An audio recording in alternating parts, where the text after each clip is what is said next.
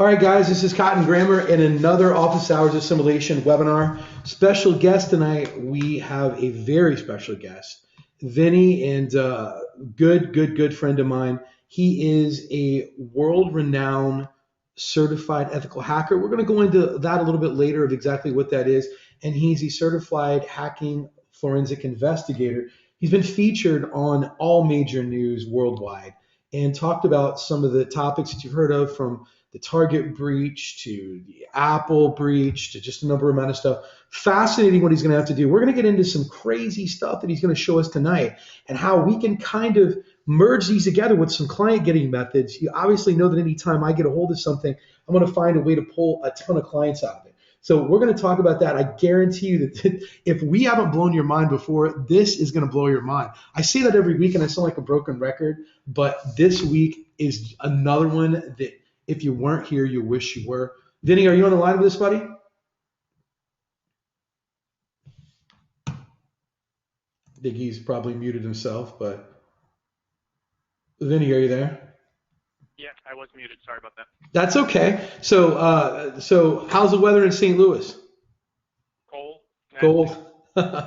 Yeah, so we're going to be doing an hour's worth of questions. So if you got any just basic security questions for Vinny, you can throw them in there. We also have a resident SEO, world-renowned, just Derek. Obviously, I've known how great he's been for months and months and months. Been happy to have him on every webinar, every assimilation webinar. Derek is back again with any questions you're going to have.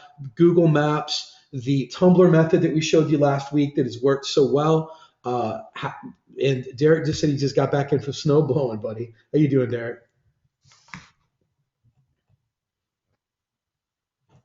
I guess Derek doesn't realize that he was muted. He'll like jump in when he realizes. But Derek is with us, but we will jump right into the questions, and we'll just get going here. So we will get security-related question. So this could probably be to Vinny, Derek, any one of us right here. What are your thoughts on using a tool such as LastPass to manage all of your passwords? Sounds like a Vinny question.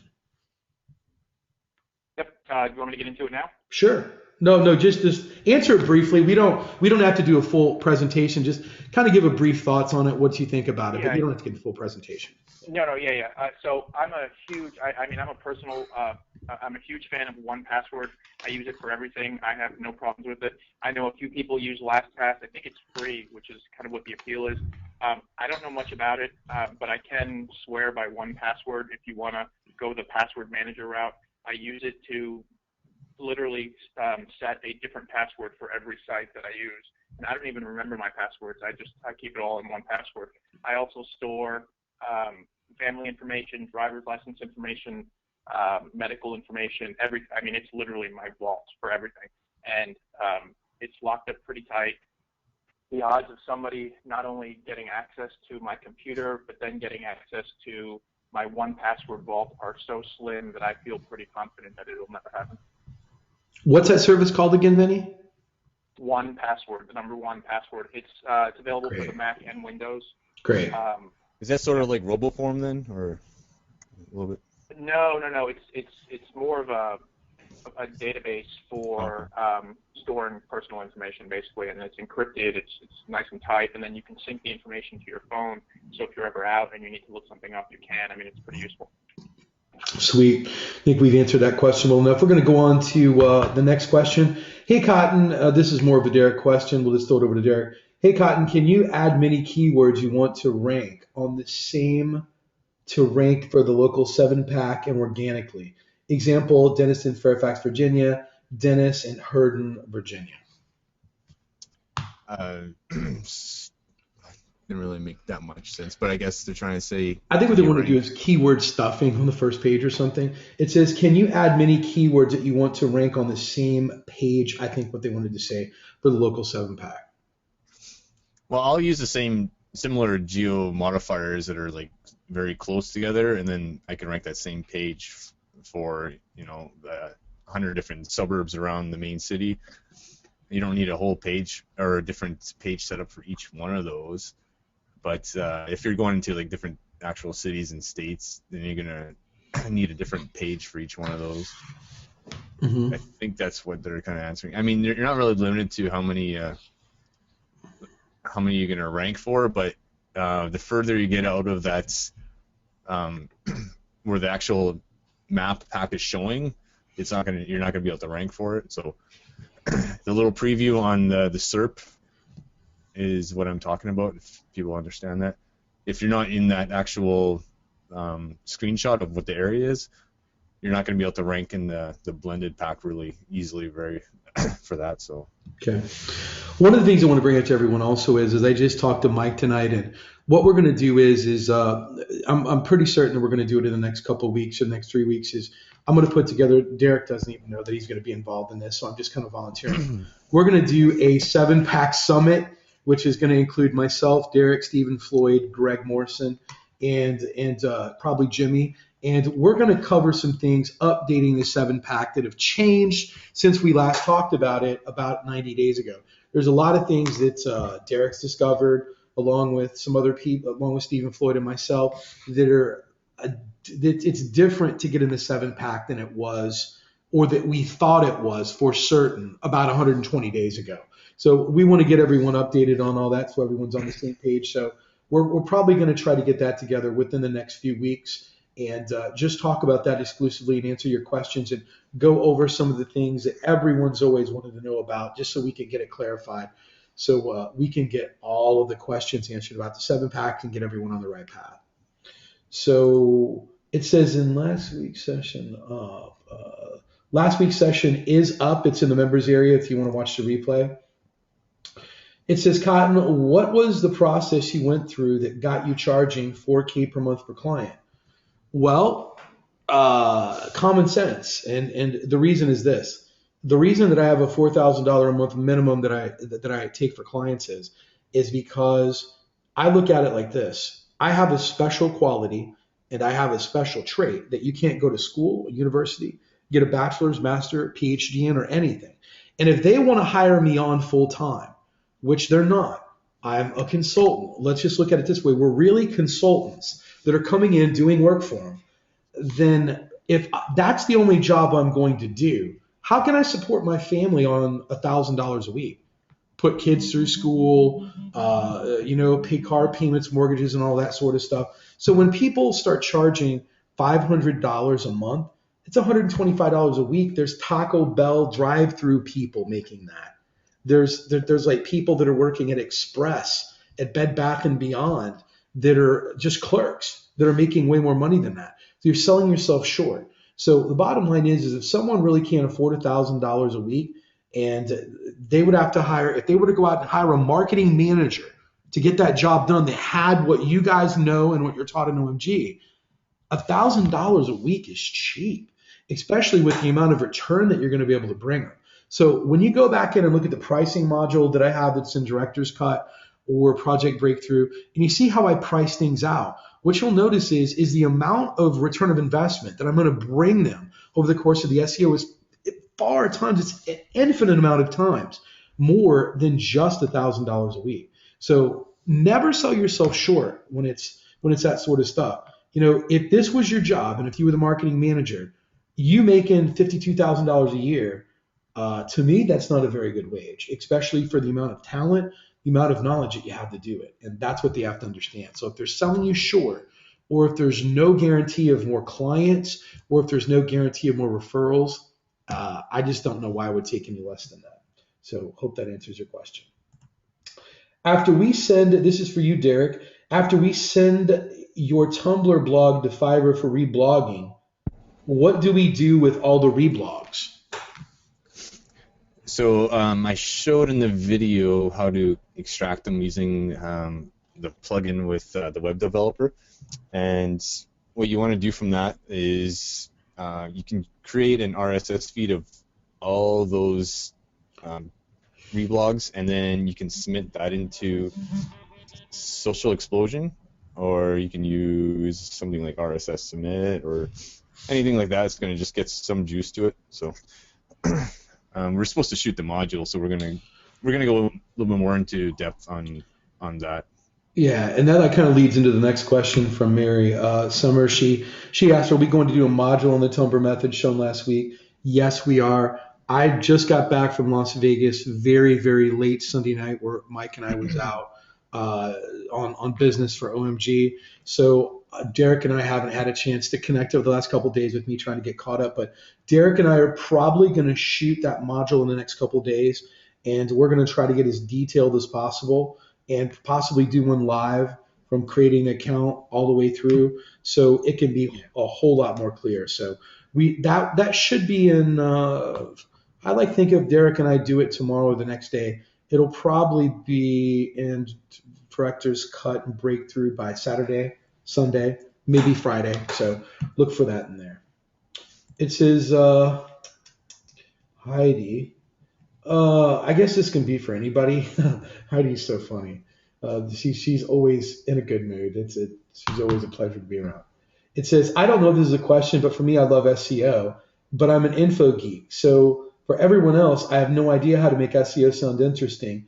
And and then to put your Tumblr to make it sound interesting for others to want to click through. Well, Derek, I kind of think you went over that last week where didn't you have a way to where you said that you could find viral topics in Tumblr? Yeah, so I mean, you can. What I usually do is go to Tumblr, just tumblr.com, and then you go to trending, and you'll get a feel of what actually works on Tumblr. You'll notice that a lot about the demographic of actual Tumblr is it's very short attention span, right? So, I mean, long videos don't really work because they don't want to watch them all. But stuff you'll see a lot of animated GIFs and silly kind of pictures, and those are the ones that really get viral, like 50,000 notes plus, you know. Mm-hmm. So we'll cover that in some of the, because I mean it's not easy to make anything viral, so we're gonna have some different strategies on what to use. One of the things that I can add some context to that a little bit, one of the things that I would do is if I found an article or something that I really liked or a piece of copy that I really like, if you go to iWriter or, if you use some like sort of spin property, I would just go to iWriter and just throw in the article, tell them that you want the article written to where it can pass Copyscape. And if you do a search for it also and look, it's going to be the same thing, but it's going to pass. So that's like one idea that you can use. Just have like someone rewrite it for you, or just try to rewrite it the best you can with the same kind of flavor in mind, and you'll have the exact same content.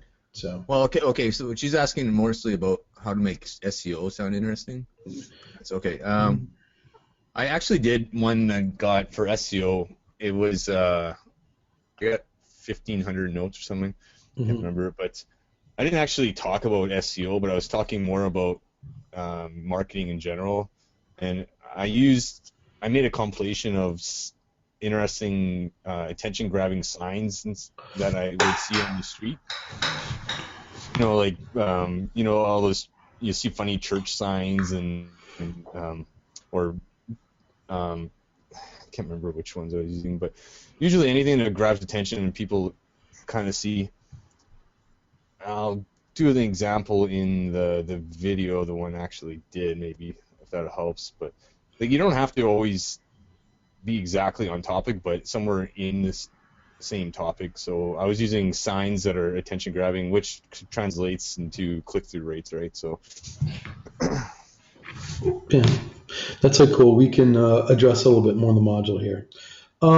Next question is, why is that some websites are ranking on the first page and their meta description is the only thing that is bolded in the first page? When I click the URL page, which is ranked, doesn't have the keyword in it. I'd have to read that. It only has to be in the actual description once to rank, but as long as it's on, because as long as it's on the page somewhere, it should rank for it.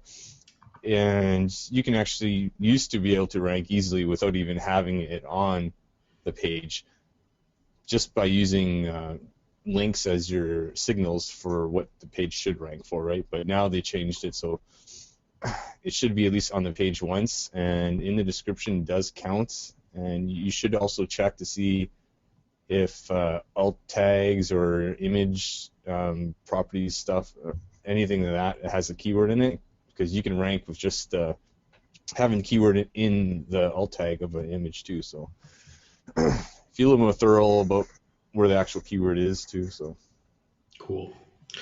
This one might be for Vinny and for Derek both. Is there a way to totally secure your WordPress site with HTA access and other files? Or is there always going to be some kind of backdoor that hackers can use to get into your site? This is Vinny. There's always going to be something, sure. The best thing you can do is continuously make sure you're updating all of your plugins, make sure your WordPress is constantly updated, and that'll make sure that any vulnerabilities that are discovered are patched.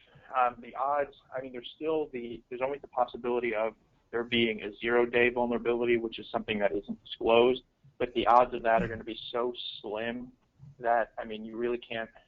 You can spend all your time obsessing over it, but it's not going to do you any good. The best thing you can do is just be proactive with running your updates. As far as using HT access, I've never done that to WordPress. I suppose you can. I don't know if it would disrupt other things if you end up using HT access on the entire WP admin folder. I probably wouldn't recommend it. As long as you have a strong password, that's probably fine. yeah, well, most of the time we do is change the WP admin URL, so people scraping it, they won't be able to find that URL very easily, because if they know it's a WordPress, they know where the login screen should be. So if it's moved somewhere else, it's an extra step of security. That's the good thing we do, really. Yeah, good. I think Todd Spears has a really good plugin for that. Cool. We have a question here regarding the secret that I revealed on the second webinar that I did not record. Unfortunately, if you were not on that webinar when I stopped the recording, I will not be going over that. The good news is within the next couple months, I might do a module on it and great in depth of how I've used it and how I've been able to make it very effective for clients. So sorry about that. So there's a question about the secret that we had a couple weeks ago when we turned off the recording. It says here, next question is Cotton. Have purchased 90 citations for one site, 83 for another, 80 for another, and this has been several months. I have no movement in the 7-pack. What else do I need to do? This also comes down to us wanting to get all of us together to clear up some stuff on the movement of the 7-pack. So the only thing that I'll add to it, and that Derek can add to it if he wants to, and I wouldn't give away too much, Derek, is what we're really finding out right now is in a nutshell, and I'm not going to go into any detail in it, we're going to save it for that and make a big module out of it, is that we're finding that just because you throw 500 citations at something doesn't mean it's going to move it up there. It's a lot of it is coming down to what we've always done, which is the organic ranking. And so I would concentrate, if you're not getting it to move, Brad, what I would suggest is stop paying attention to the 7-pack, pay more attention to your website, and that is ultimately going to affect your 7-pack. Wouldn't you agree, Derek? And also track where you are in the actual maps, not the 7-pack. So if you're moving up in the maps, that's what citations is really going to do. So, and then when you get over to the 7-pack, that's going to be heavily relied on your organic ranking. So, and Pulse also, you could have something set up wrong, like if it's not showing up at all for your keyword in the maps, and then you're going to have to do some extra work to figure out what's going on. So it's going to be it's a lot of auditing and figuring out. You can have citations not being indexed, citations not quality, it could be just quite a lot of things. Duplicate citations or duplicate business profiles. So. Yeah, I just almost stopped doing it exclusively. I just worry about ranking the site, and I seem to end up there automatically anyway now.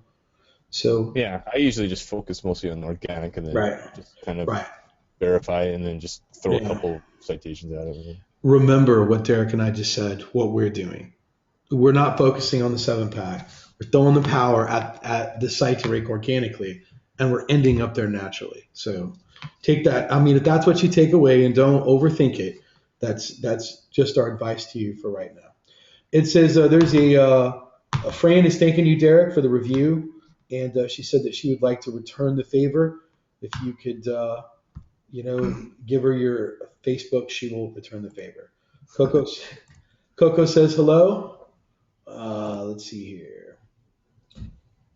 How does net neutrality affect data security? Maybe Vinny knows what that means. So that's a very, convoluted topic. I'm not sure that it has much of an impact on security as it does on privacy. We're talking about hypotheticals and theoreticals at this point because at the end of the day, none of the legislation has passed. So we're really just speculating, right? And that becomes a very dangerous area because I also don't want to give any misinformation. But ideally the premise is, and especially with a lot of the new legislation that President Obama is suggesting, is that companies will have incentives to share data with some of the bigger federal government agencies, and by incentives, reduction in breach penalties and things like that. I mean, who knows if that's even going to pass, and who knows how that's going to affect overall user privacy. But I mean, it's unfortunately, that's really all I can say about this. I mean, Cool. No one knows where this is going to end up at this point. Cool. Thanks for answering that. Next question is from Steve. It says, Cotton, can you share with the group what the facts are that your clients seem to ask a lot, so we can also create videos to nip those concerns in the bud before it becomes a problem? And to be honest with you, Steve, I never thought about revealing that yet. That's a part of my secret sauce. It's literally, I just sat down one day and I just kind of came up with every possible thing that could go wrong, and I made a video about it. It's really nothing groundbreaking. I mean, you're going to find it quite boring, actually. Just a couple of them are, why is my site not ranking quickly enough? Why did my website drop in ranking? Things like this. I mean, you can go through and create 20 questions that that you can get and just cover them. I'm like sure that if I seen someone else's, I might get a few more ideas of what I need to add on there. But just use your mind, and trust me, when you do this, you're going to find that what you create is probably better than what anyone else has got. So use it from your experiences. Ask some other OMGers and other stuff, and it's really not rocket science. Just think of every possible thing that a client can ask, and if you feel that you're getting bothered with it, what I generally did is, if I got the question from more than one client, I generally made a video about it. I was like, oh, this is going to become something that I'm going to have to waste my time explaining, so I made a video about it, and I included it in my rotation I would drip out to clients to educate them. So that's like one of the things that you can do. This is probably going to be a question for Derek. I don't know if we should answer it, but we'll just do the best we can. Gregory Ortiz, SEO New York, his page is ranking, but his page has nothing but discovery forms rather than content to rank. I haven't looked at it really. You know what I say? I say that Gregory Ortiz is one of our fellow OMGers. I like to talk to Gregory Ortiz quite a bit. I say reach out to him and ask him, and and he can tell you exactly what's going on. I don't like people trying to figure out what I'm doing unless I want them to know. So I'm going to respect Gregory, and if he wants to tell you, he can, and if he doesn't, he doesn't. I think he's earned that right with all this. Gregory's pretty selfless. He goes out and helps everyone, supplies PBNs, and he's been pretty selfless with everything. So if Gregory wants to tell you how he's doing it, we're going to do it. But I just don't think it's right that I'm breaking down my buddy's site and giving away all his secrets on a webinar without me asking him if that's okay. So I hope you can respect that. It says here, if you have a social account, example Twitter, is it a good idea to post your own PBN links on them, such as a blog post that is pointing to the money site? Derek. Post your own PBN links on them. Oh, okay. So yeah. I usually I would use someone else, like a third-party Twitter account or any social account. I usually don't want to link my own stuff that's supposed to look like I don't own it.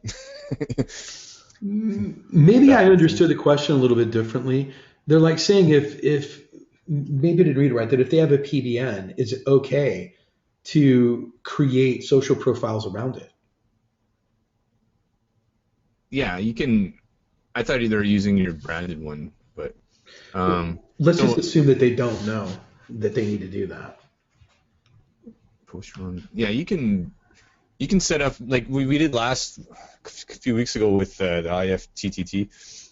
You can set up a whole kind of ring around your whole PBN site setting, so automatically you're tweeting and doing all the other type of social properties. Mm-hmm. And it's actually good to have a persona for that PBN rather than just a domain, right? So Right. setting up all those properties and like a Google Plus and everything, and then just kind of promoting it like it was a regular website. Mm-hmm. It'll keep it from getting de-indexed or harmed. Mm-hmm. End of the day, guys, to make a long story short, if I do a PBN, I make it look like a real site. What does a real site have? People's going to go out and get a Google Plus, Twitter, Facebook, Pinterest, all these other things to make it look real. You want to make your PBNs look as real as possible. So hope that answers your question. Plus, it'll pass more juice. You're right. It's going to help your PBN, also help you rank your money site too. So, right. It says here, can you please explain more about the global tag and how we identify what one is? That'll be in the video, but usually you just kind of find your market level keyword basically. So if you're doing dog training New Jersey, the main category would just be dog training. That's the tag that's probably going to have the most people tagging it with. So you're just trying to, you find one that is going to be popular. So most of the time you just kind of think about what your market is, and you can search for that tag in Tumblr, and if you see a lot of people using that same tag, it's probably a good idea to use that one. Okay. Fran has another question. She said, Tumblr question. I have an account that got shut down. What caused this? I hardly post to it. I think she kind of answered her own question.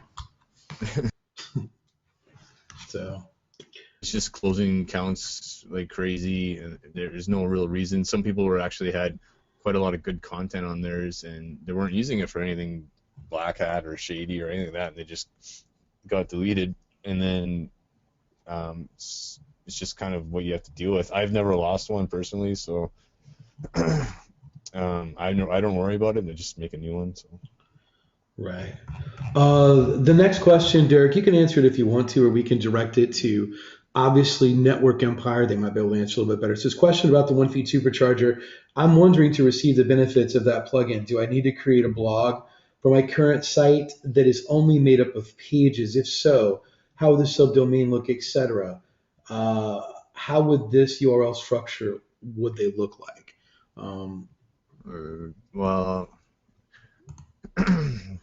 I like to think it's that. yeah, it's not Do you a want to answer blog. it? I can just answer a little bit. I mean, it's Sure, go ahead. the supercharged feeder. It's going to work it's off posts more so than pages. So I don't know why you want to make with just pages, but it doesn't necessarily even need to use the domain for the content on it. It just, you can mix it with anything. So it's just using WordPress as a platform to mix your different RSS feeds. So when you can do things like submitting in RSS submit or whatever, but you want to mix different authority feeds with your own feed, and then you can actually drive traffic to your feed by kind of like piggybacking off an authority feed, which I don't know if it'll ever make sense, but it works. Right. Yeah, so it's kind of hard to explain. So, Guys, if you want, just, the OneFeed stuff is going to be better answered by Jimmy, Sue, and Russell. Yeah. And, jump on their webinars as well. They're unbelievable webinars. And those are questions we could answer them, but it's better coming directly from them. Yeah, I just don't know how much of it I can reveal, kind of thing too. Sure. Exactly. The next question is, how do you make a client show up for, say, eyeglasses doctor near me? It seems like a lot of people near me in their searches now. It's just going off it goes off your IP address. So when when someone's searching, and if you're doing your link building correctly, Google knows where your IP address is, so it's going to serve you usually results very close to what you are, and then it'll mix in some national results as well. So if that makes at all any sense. But if you look at any keyword, you'll usually, even like super competitive keywords, you'll notice that there'll always be one that's kind of like one or two that are sticking out that are really low domain authority. You're like, oh yeah, I can rank for this, but then you don't realize that it's actually local. So. Okay, here's the next question is, I can answer it, then I'll let Derek answer it, which is, can you talk about outsourcing different SEO work to trusted people? And I will answer it, then I'll let Derek answer you. No, I can't, because I don't outsource anything. So yeah. I don't outsource nothing. So I can't answer that. Derek can answer that if he wants to. I have one outsourcer right now. And then I'll outsource actual services. Like I'll use Marketer Center and stuff like that, but it's usually for just certain tasks. It's kind of hard to talk about this, so. Yeah, I wouldn't even give away what you just went over. So yeah, I think you've answered enough. People need to figure out their own outsources and what works best from them. If you have someone, there's a lot of people inside of OMG right now, and guys, I'm going to give this advice. It's going to be very unpopular. If someone inside of OMG has the time to do outsourced work for you and not go out and get clients or rank their own stuff, I myself personally won't use them. The people that are the best at it are already making money, and they're not offering their services to other people. So be very careful who you use. Be very careful who you get SEO from. I don't have time. I make close to $300,000 a month right now. I don't have time to do outsourcing. I don't have time to do white label for anyone. I'd like to know that Derek doesn't have time to do it either. I know Jimmy doesn't. I know Greg doesn't. I know Joe Martfolio doesn't. I know Fletch doesn't. So all the people that are doing coaching right now, we're so busy, not because we're coaching an OMG, but generally people that try to do that are just trying to get a leg up or do other stuff. Be very careful where you get your information from also. I like to see a lot of people quick to answer questions. If someone's not making $20, $30, $40, $50,000 a month, and they're answering client questions and they don't have any clients. So be very careful about that. Be very careful about outsourcing your stuff. If you don't know how to do this stuff immaculately, it's literally you're hurting your business by outsourcing this stuff to other people. I generally, as a rule of thumb, and I told this to tons of people when I was in Las Vegas, that I was just spellbound by, that I don't even know why anyone needs to outsource anything if you're not at least at $25,000 a month and have that many clients. If you're just trying to create as little work as possible for yourself, your business is going to end up crashing because you haven't built a good foundation yet and know what you're doing. So that's just my advice. You can get different perspectives from other people. I see posts in OMG where people are like, well, you're not working smart if you're not outsourcing your stuff and this. But yet for some reason, other people that aren't doing outsourcing seem to be making 80 times more money than them. How is that? So be very careful about doing too much outsourcing and getting detached from your work.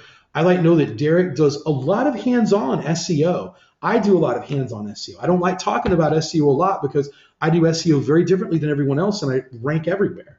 I test all my client stuff. How would OMG look if I started outsourcing my client getting ideas? OMG wouldn't benefit from that. So I think hands-on is the best approach. Your brain is the best approach. When you start doing stuff, just handing over your SEO to someone else, to me, it's like a crapshoot.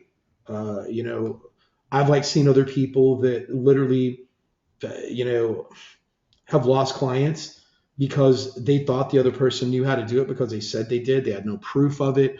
or like anything else, or before you get outsourced work, make them show you proof. I mean, if I have clients ask me, where do you rank at? Here you go. Chicago, St. Louis, New Orleans. I mean, I keep going on and on and on. So be very careful where you get your outsourcing from, and be very careful about getting involved with VAs and outsourcing too quickly. That's just my advice. Could be wrong, but I know that Derek himself and even Mike has no VAs. David has no VAs. I know Greg uses them very sparingly. Jimmy has like 2 or 3, but he's worked with them for a very long time and has them. They've been very faithful to him. So I would just be cautious. I have one, so it's. I mean, I work with him every day, and it's not like he's doing the SEO. He's just,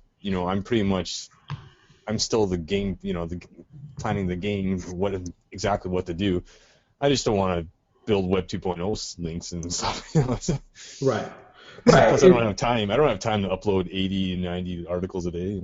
Right, and that's a little different. But when you're talking about SEO services and taking advice from people, I just be very careful.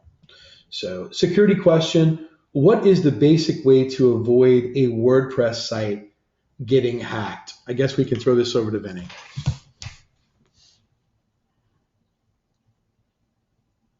You might be. Sorry about that.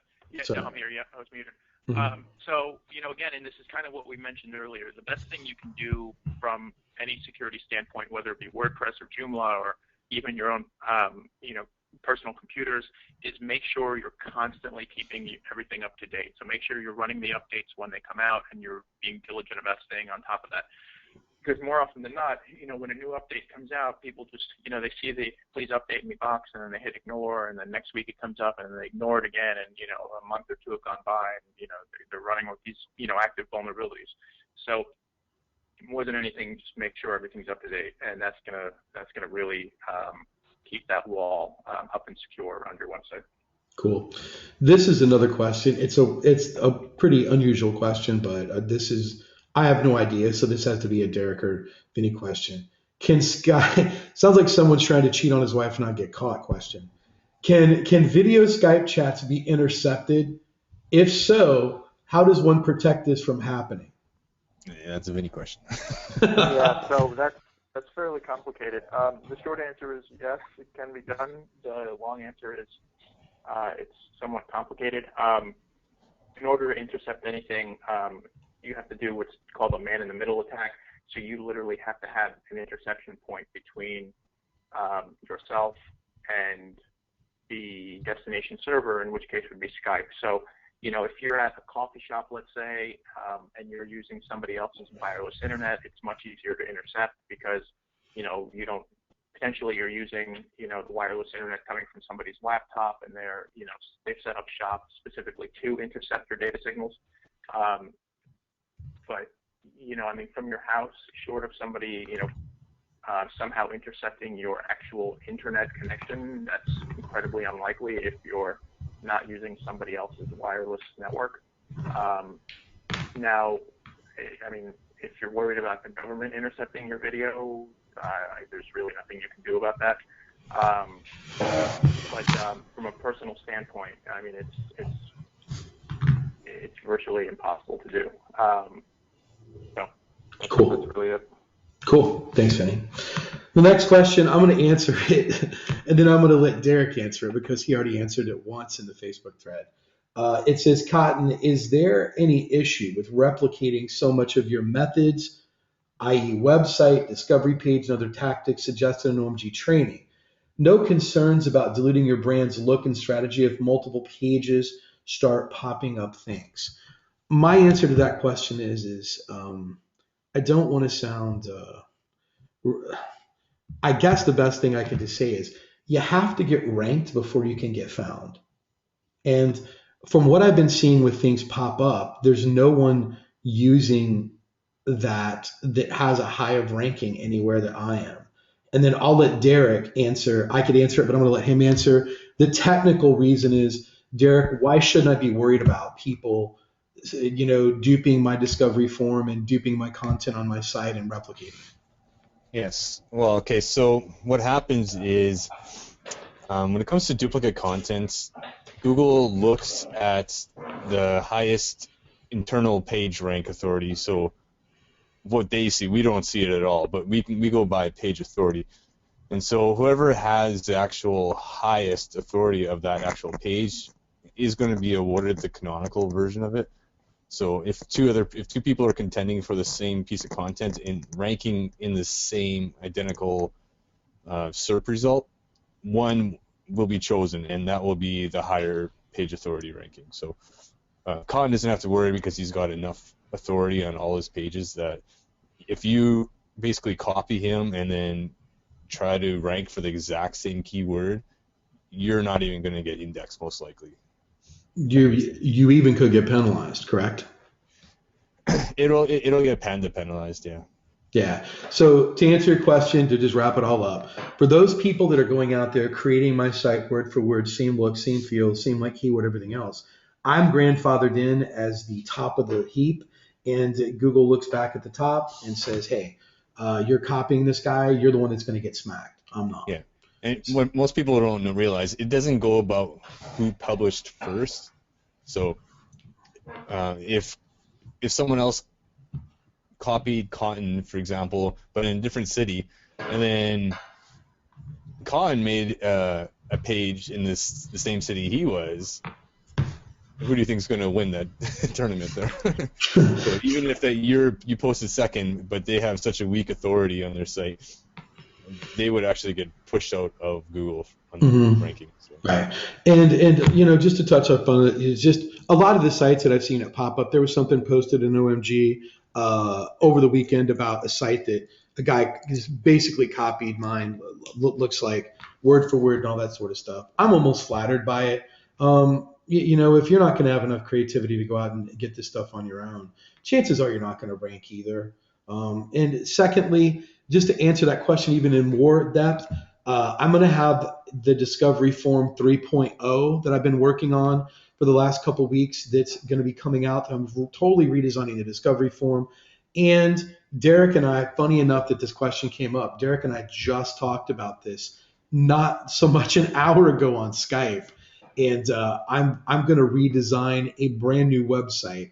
It'll take me months, but I'm going to redesign another one that'll set the stage for everyone to copy again. So I'm not that worried. I'm not that worried though.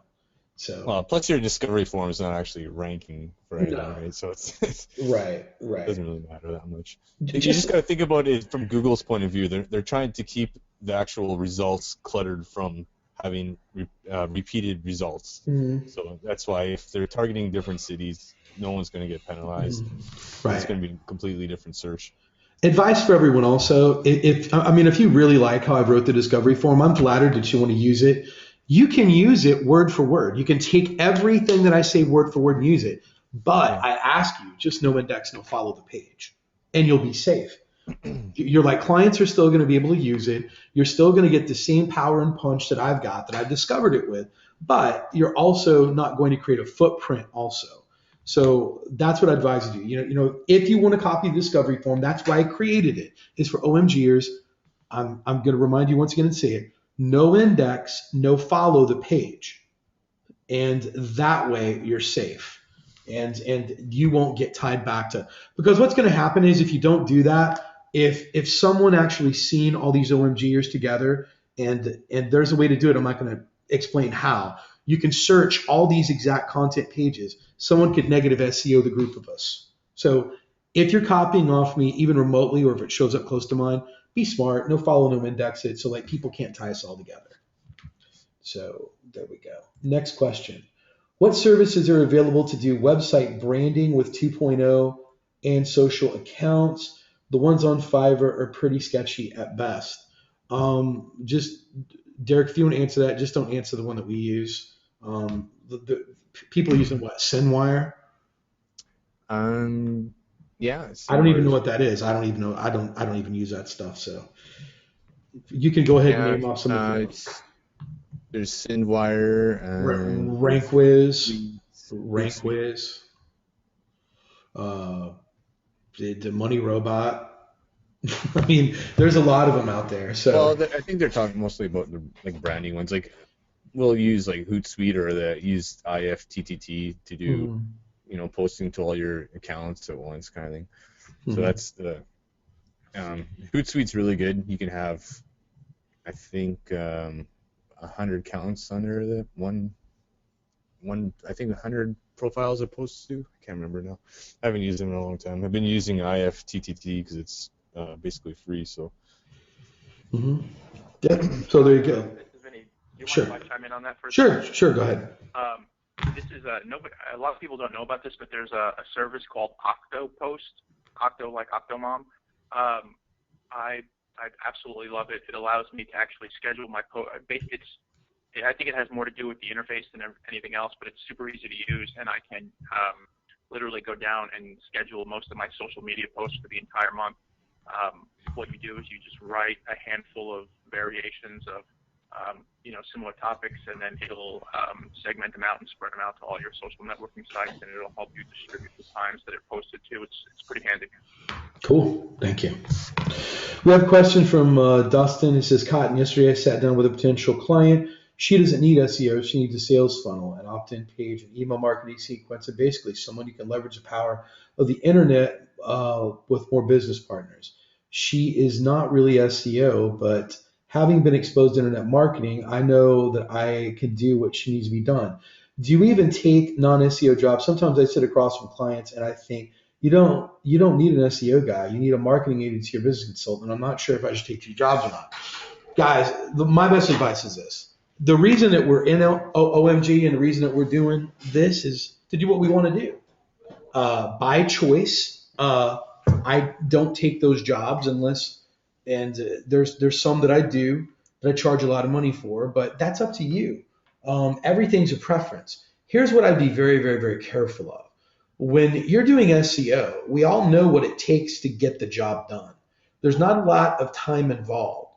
But when you're talking about becoming a marketing consultant and it's a done for you job, we're talking about a whole different set of pricing. I am, and don't gasp, I am $5,000 per day to be at any business and set up this sort of stuff live in their office, including flight, hotel, meals, and even if I want some beef jerky, they have to pay for that too. I mean, I'm like being serious. So anything that's going to take you away from your home, they need to be charged a premium, or else it's just not worth it. Because let's face it, being a marketing consultant where you have to actually go in there, deal with them, check in, go in there, you might as well just go out and get a job. Now, if that's something that you want to do, there's nothing wrong with doing that, but at least you do a premium for it. There's like something called done for you. You can either consult them over the phone and kind of manage how they set it up, or you can go in and do it for them. Now, a consult is a lot cheaper than a done for you. So I've had some people that I've charged $3,000 for 4 hours worth of consulting and showing them how to set up Aweber, Infusionsoft, Entreport, all that sort of stuff. I'm very, very good at all of that stuff. And or how to do funnels. I know how to build funnels, all that sort of thing. So I can be a full business consultant, SEO and everything. What I've learned is these clients are a pain in the ass, and you got to be involved with them every day. How many emails did we get in? Send this out, send that out. There's a lot of phone calls. The reason I love SEO is because I generally talk to my clients once a month, maximum twice a month. Now I've got to touch base with this client on a daily basis because it's like I'm working for them. So unless you're going to set a high dollar amount for it, and if it's something that you want to do, or I encourage you this, if you have a low cash flow right now and you're not making any money right now, or you're only making a few $1,000s, you're insane not to take the job if you know how to do it. I always encourage everyone, make money, make money. I mean, don't have pride too big that you're just turning down something. So, if you're making $3,000 a month at SEO and that's all you're making, and you have a client come along and says, we'll pay you $3,000 a month to set all this stuff up, why turn down the money? You need it. But if you've already got a nice bit of clients set up, you've already got a nice revenue stream coming in from SEO, you can be a little bit more selective about that. But I'm $5,000 a day, and I've only had four people take me up on it, and and one of them kept me there a week and paid for everything, including beef jerky. So that's my advice to you. It's just all a personal preference sort of thing. And if you want to go out and do that sort of work, by all means, go out and do it. That's why we're working from home. That's why we're working for ourselves. So we can do whatever we feel comfortable doing. But I'd be very careful about turning jobs down if you're in desperate need of paying some bills, or it means paying your rent, your mortgage, your car payment, paying for your kids' aftercare, whatever. I would take any job that comes your way until you have an opportunity to be picky. So hope that answers your question.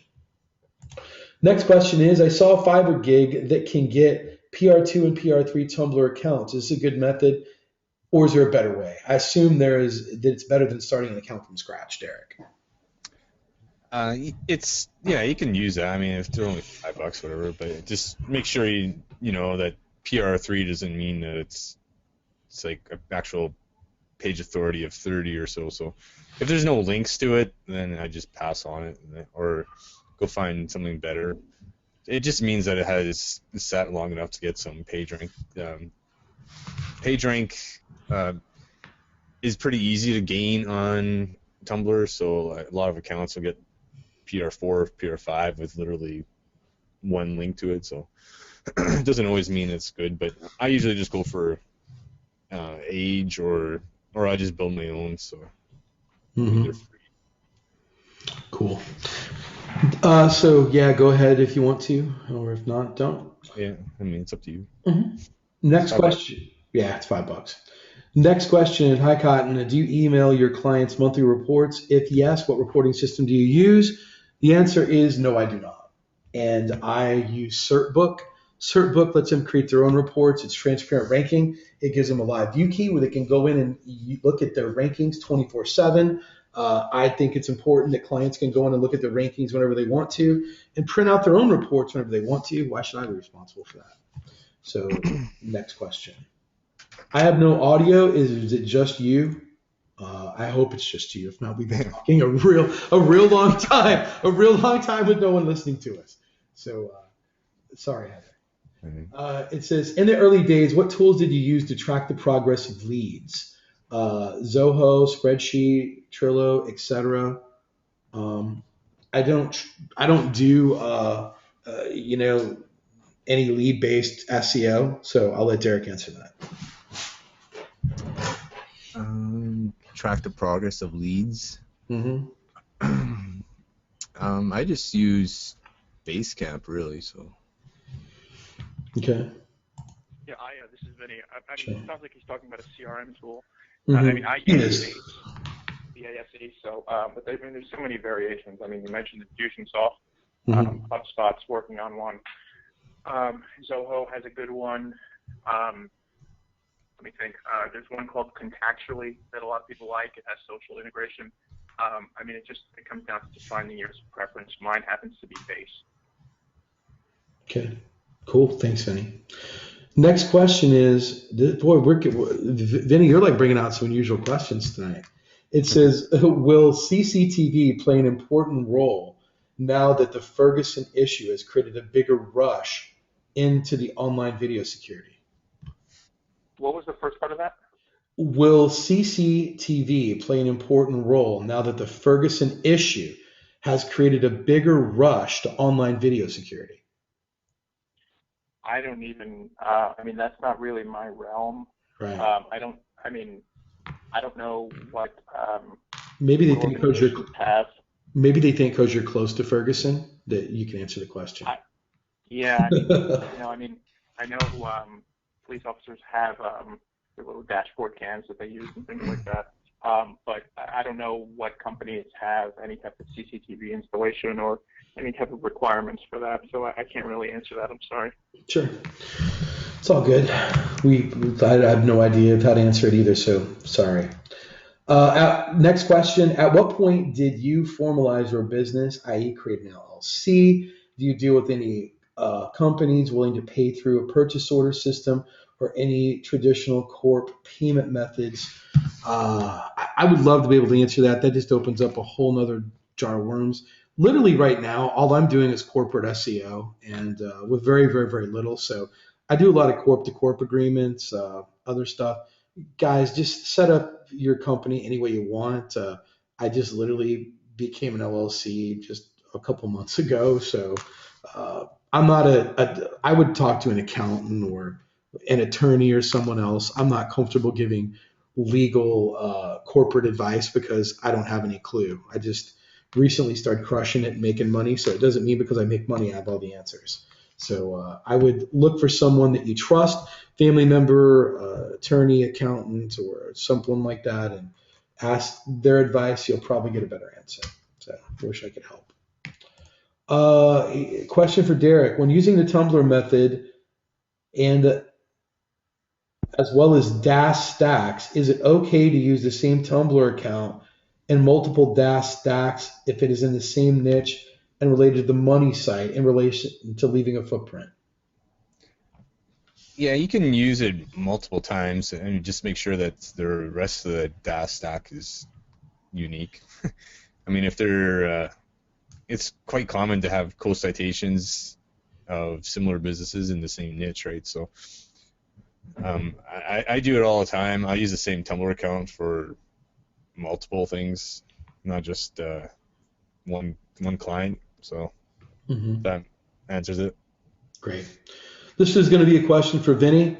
Vinny, what are the best security plugins of today, or what would you look for searching for it to shore up a WordPress site? The only one that I use in terms of security is called Better WordPress Security, and in fact, it actually was just renamed. Let me look this up here. Sure. Okay. Yeah. So if you search for Better WP Security, you'll see that it's now iThemes Security, and they have a pro version.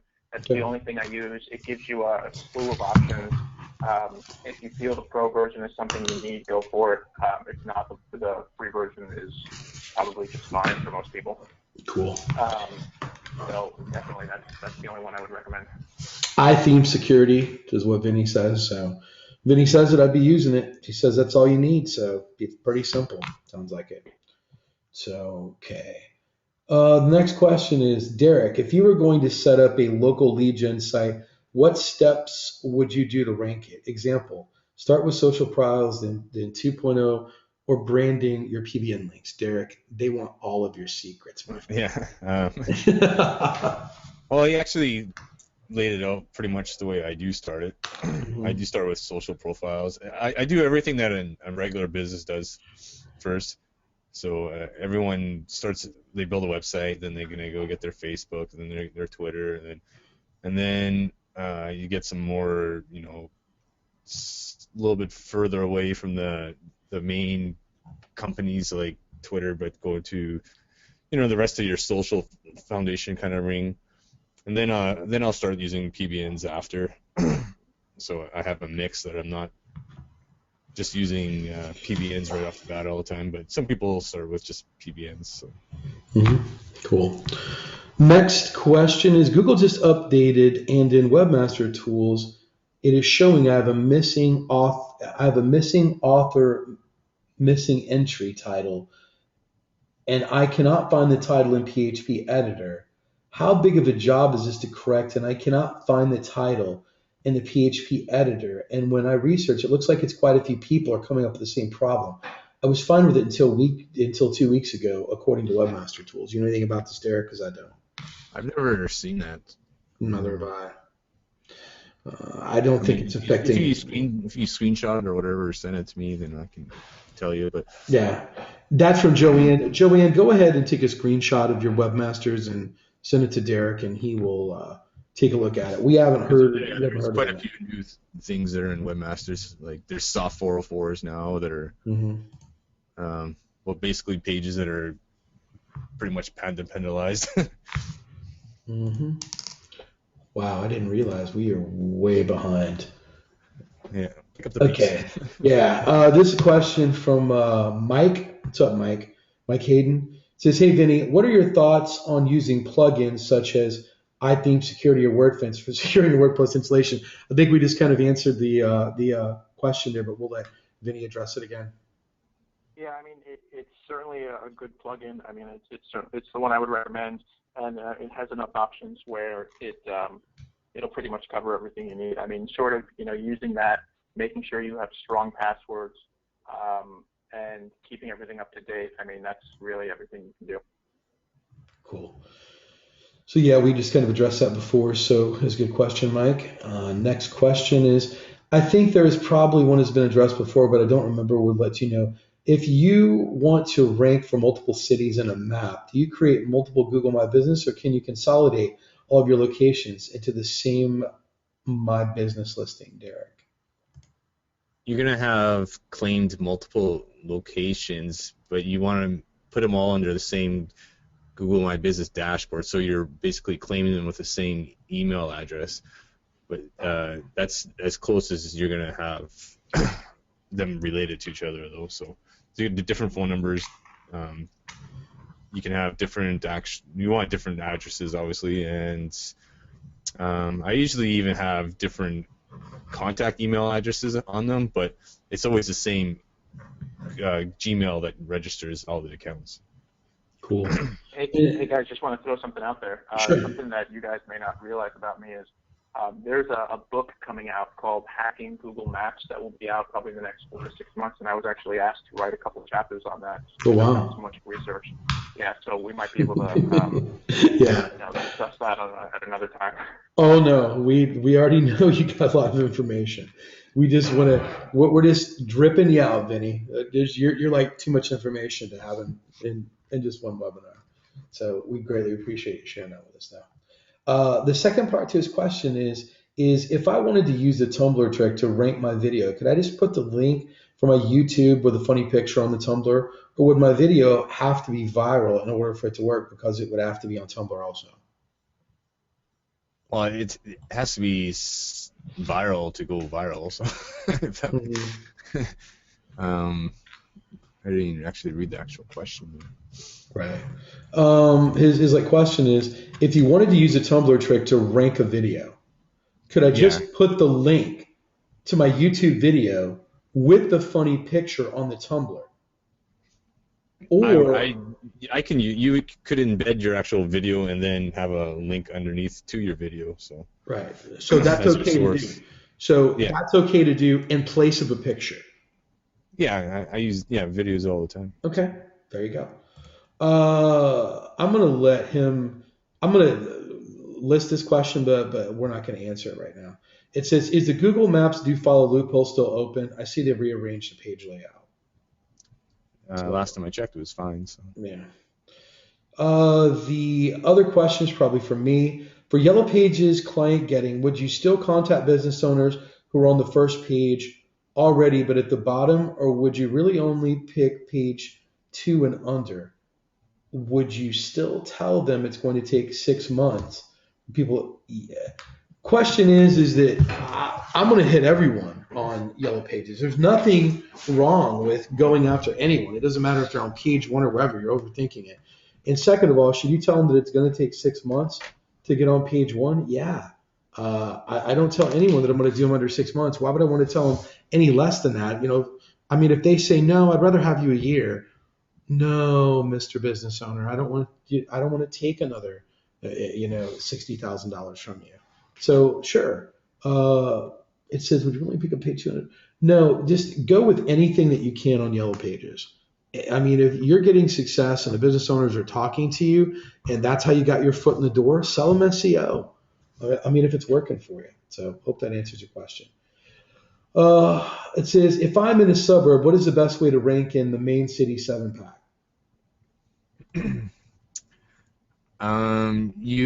Depends if you're in the actual preview shot in the SERP, if you're actually includes the suburb of that. But otherwise, you can just change your location to just serving my business area, and then use the center of the city as what you serve, and so it'll drop your pin in the actual middle of the city or the centroid, so you can rank easier that way. Okay, great. Security question is probably going to be a Vinny question. The various web browsers always offer to remember your passwords. Is this a good idea? Is this even safe to do? I don't personally do that because Google especially once you sign into Chrome will sync everything across browsers, and I just don't like the idea of having them store my passwords. But I mean, if you want a nice safe place to store everything, I mean, we talked about 1Password earlier or LastPass, and that'll give you, that'll sync between your computers. It'll do it in a nice, secure way. You don't have to worry about it, kind of anyone else having your data. So I would go that route. Cool. Next question is, how important is it to have my NAP, which is name, address, phone number, on my homepage for ranking in Google Maps? I didn't see the NAP on your cottongrammar.com site. That's because I've never tried to rank cottongrammar.com in the 7-pack because I just didn't care. I just didn't care to do it. So yeah, it's one of the most important signals for local SEO. So definitely have it on either. You should have it on your footer everywhere, and then have it on your contact page. So the look at the contact page first, that's the most important page for a local site. But then the footer is going to come in and help back it up a little bit more. Great. We got a question from Mike, but I think we're going to address this a little bit later, but I'm still going to ask a question. It said, Vinny, could you use a few quick tips for hardening a WordPress site and identify the top ways WordPress sites are being compromised right now, and what can be done to harden a WordPress site against these types of attacks? Thanks. We're going to go through that in a little bit. Vinny's already gave one of them, which is to do iThemes. So we'll get to that here in a moment. We're going to answer about 10 more minutes worth of questions. Then we're going to move on and let Vinny blow your mind. So just hang tight. I know that all of you showed up, and Vinny's got some pretty amazing stuff lined up for us. So we're just going to get a few more questions. We really haven't been able to answer a lot of questions so far. A lot of questions come in. We're just now, when we talked about getting everyone together for the 7-pack, we are now just up to these questions of the 7-pack. So I think we're like 30 minutes behind or something. Here we go. Question from Joe. This is a Tumblr method question. Once you collect the reblog post URL, let's say there are 50, and add the RSS at the end of all of them, how do you combine them into the one RSS feed in the one feed supercharger? Do you enter one RSS feed at a time, or until 50 are done? Well, we kind of demonstrated on the webinar mostly to use tools, but I actually do have another method that I'm going to be teaching in the video, so it's just easier for me to actually walk you through that, because I'll just take all the actual reblog URLs, not with the RSS on them, and then I'll make a single RSS feed of all those that way, and so I will show you that in the video. But if you want to, where's the actual URL? I use free RSSFeedgenerators.com, and I can usually just stick any links in there, and it'll make me one RSS feed. So great. I'll post that. Good. But I'll show you in the module that we're gonna do. Yeah. Cool. Next question is this is gonna be a fun one. A product came across my inbox pitching a secret SEO checklist, claiming to give steps to rank businesses in Google 7-pack within 5 days. Is that even possible? And the answer is no.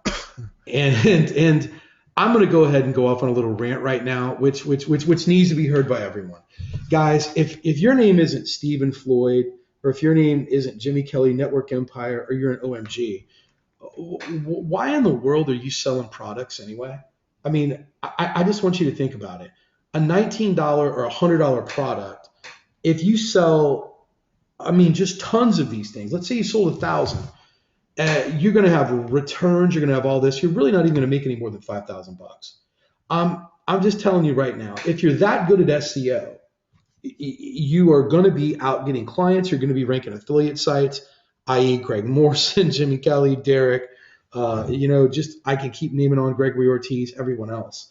Becker's a part of OMG, but anything that's outside of OMG, I'd be very careful about what their agenda is, what they're trying to do. And it's not that I'm just slamming everything because it's OMG. Be very careful, as I said, where you get your information from. if you keep chasing the next biggest thing, and if you haven't been through every video in OMG, then I advise you to do so. That's how I got to where I was, just from the information from OMG. And guys, I do look at a lot of the SEO products out there, and a lot of them just aren't any good. Derek was smart enough to send me an SEO product that I read, that I watched, that I was very impressed by, but the person used to work for Google. So that's a whole different thing. And they were trying to get into the SEO space as an expert, but by no means are like anyone.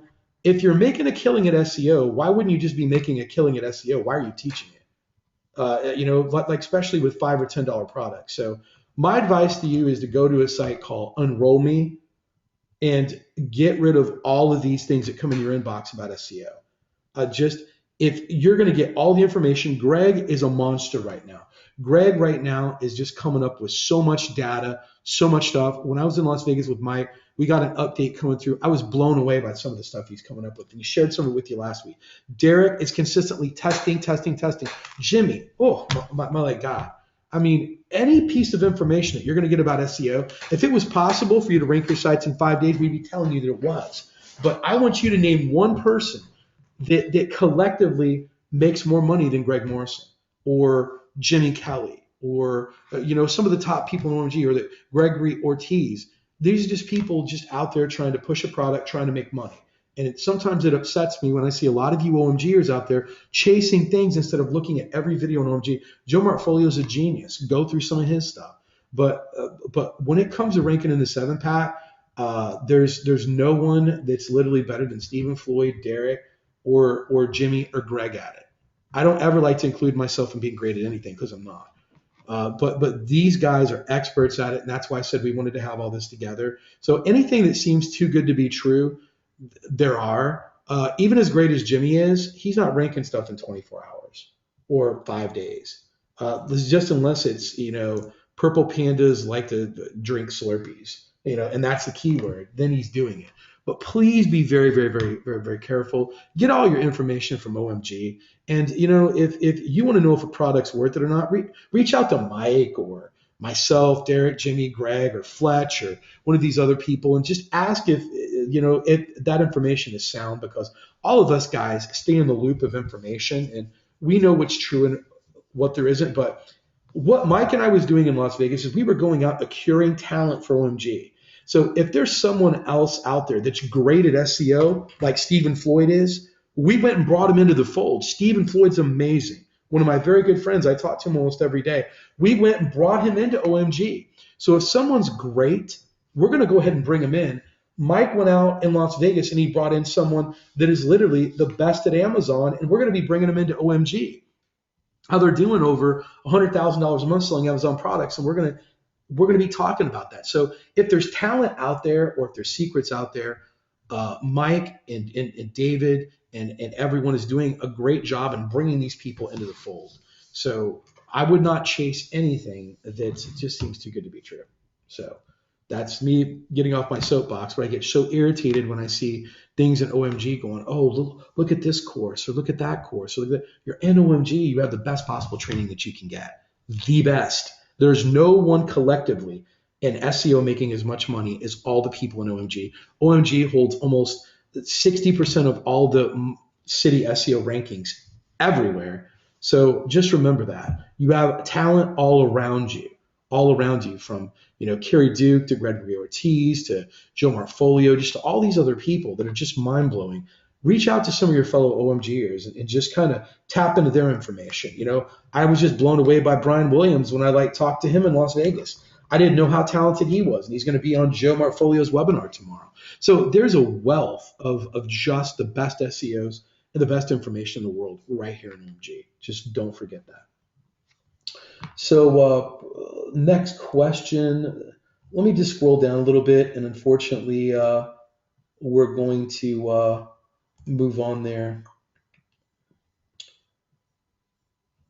Hold on. Here we go. Question for Vinny. Vinny, what do you do to stay secure on open Wi-Fi networks like hotel and airports? Don't use them, honestly. the interesting thing about open networks is you really never know where you're connecting. And, this is something I like to do for fun, but I mean, you can, I have a $200 device called a Wi-Fi Pineapple that lets me sit anywhere and broadcast a Wi-Fi signal and call it whatever I want. So I could call it AT&T free Wi-Fi, for example, and people think they're connecting to AT&T when in fact they're connecting to me, and the device will actually record everything they're doing and then send them back out to the internet. So that's what we talked about earlier with a typical man-in-the-middle attack. That's what that is. So, I try not to connect to any free public Wi-Fi because the reality is you don't know where you're connecting. Good. Thanks for answering that. We're going to round it up with just two more questions. We're going to be done. Just hi, Cotton. Just curious, when you send a potential client an email with video, what do you use to host the video? Do you use YouTube? Absolutely not. And I'm going to tell you, this is my personal opinion, and I don't want you to think that, that there's nothing but my opinion. I think YouTube looks ghetto. When I'm I use Vimeo. And I use Vimeo and I password protect it and I send it over to the client. I think Vimeo looks so much cleaner, so much more elegant, so much more professional. It does cost $9.99 a month, but that's what I host all of my client videos on that I send to them, and I password protect it when I send it to them. So when I send it over to them, here's your video proposal as I promised. Here's the link. Here's the password. Because to me, the last thing that I want is for a client to feel that their information is getting spread out there. I do know that you can make the information secure on YouTube, but I've just always loved Vimeo, my self. Nothing against YouTube, but if you'll notice, even on cottongrammar.com, it's hosted by a Vimeo video that's above the fold. To me, just YouTube just looks straight up ghetto. So I've just never liked it, just a personal preference. So I use Vimeo. Another really good one is Wistia. Wistia is pretty good also, but you could run into some bandwidth problems. Wistia's got better analytics than Vimeo. It can tell you exactly when they've started watching it, how long they've watched it. You get some pretty good analytics on it. So, if you want to spend the extra money, I think that Wistia might be $20 a month or something, but I think you're limited to 50 gigabytes a month or something, but you shouldn't be using that much if you're just using it for client data. But I might test it out a little bit because it's interesting to find out, where they stopped watching it or watch the whole thing. But normally, I think they watch the whole thing because my videos aren't that long. So hope that helps. What about you, Derek? What do you like to use? I missed the whole question. What do you like to use when you send out a client video? YouTube, what? Oh, I don't do them myself, but I'm pretty sure that he does Vimeo. Yeah, that's just what because I said they're easier to protect. So. Yeah. Yep, that's exactly what I said I use. So I'd like to think that almost everyone that I know that's sending out a lot of client videos is using Vimeo. So that's just my suggestion. So here we go.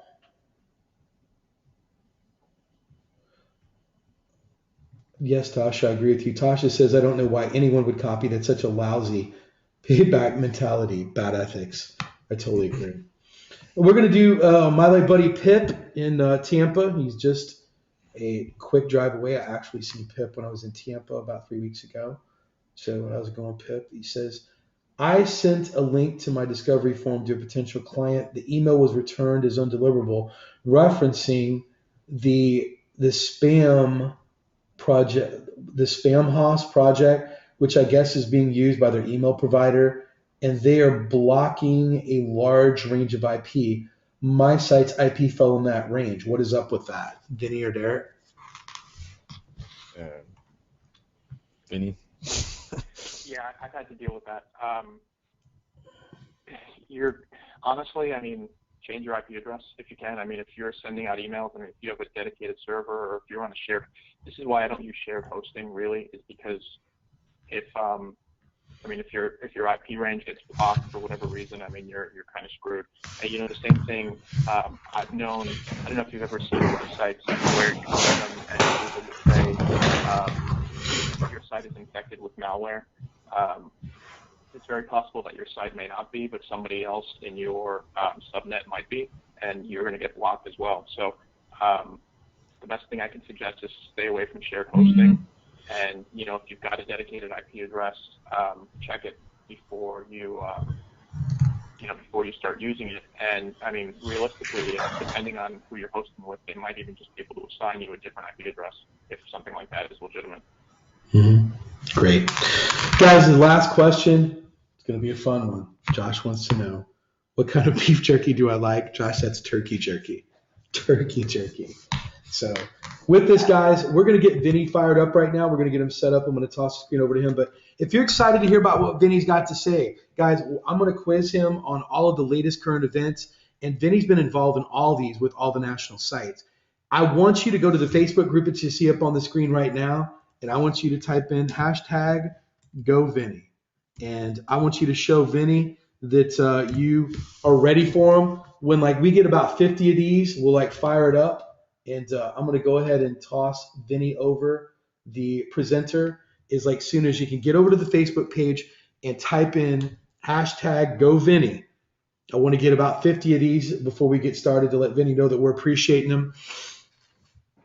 Vinny is a master, and I'm going to tell you, as much as I've been holding some SEO secrets tight, Vinny is a master at getting himself in media. And this is one of the things that I've admired about him the most. He is on so many national networks talking about the latest breaches and then all this sort of stuff. One of the questions I wanted to ask you, just Vinny, now that we got you here, one of the ones that I found most interesting, because I'm a huge Apple fan and I know you are as well. What happened with Apple getting hacked, and why? What are these guys doing with these celebrity pictures, and why are they so important that they're risking getting arrested to have these pictures? Yeah, it turns out that Apple was never really hacked. What happened was, there's a few sort of factors. With the celebrity photos, it turns out that you actually have these sort of groups of underground guys who I don't know, maybe they just don't have any time, or they have too much time on their hands, but they actually go out and they have competitions for who can get naked celebrity photos, and then they post them, and it's like a badge of honor, right? Mm-hmm. And so when you talk about these celebrities, many of them have Apple accounts, and so you can find their email addresses just from various searches sometimes, other breach data. And then, they literally, it's just a question of going to Apple or going to iCloud site and saying, hey, I forgot my password. Well, okay, so now you got to answer these security questions, right? Mm-hmm. Well, if your security question, if the answers can be found on your public Wikipedia page, it's not really that, that hard to do. And so when you look at these celebrities, they really didn't have strong passwords to begin with, or they really weren't protecting it that well. And, they got their accounts logged into, and people were just stealing the photos off their iCloud account. Aren't these celebrities smart enough to know not to keep their personal, intimate photos on on their iCloud account, that they could be hacked? I mean, are they at least getting smarter about not doing that now? Well, the thing with iCloud is anytime you take a photo on your iPhone, it automatically gets uploaded to iCloud, right, unless you specifically turn it off. And so maybe people don't realize that. For a while, the Facebook iPhone app was actually uploading all of your photos into a private folder. So I would literally have, girlfriends calling me saying, hey, there's naked pictures of me on Facebook. How do I get Right.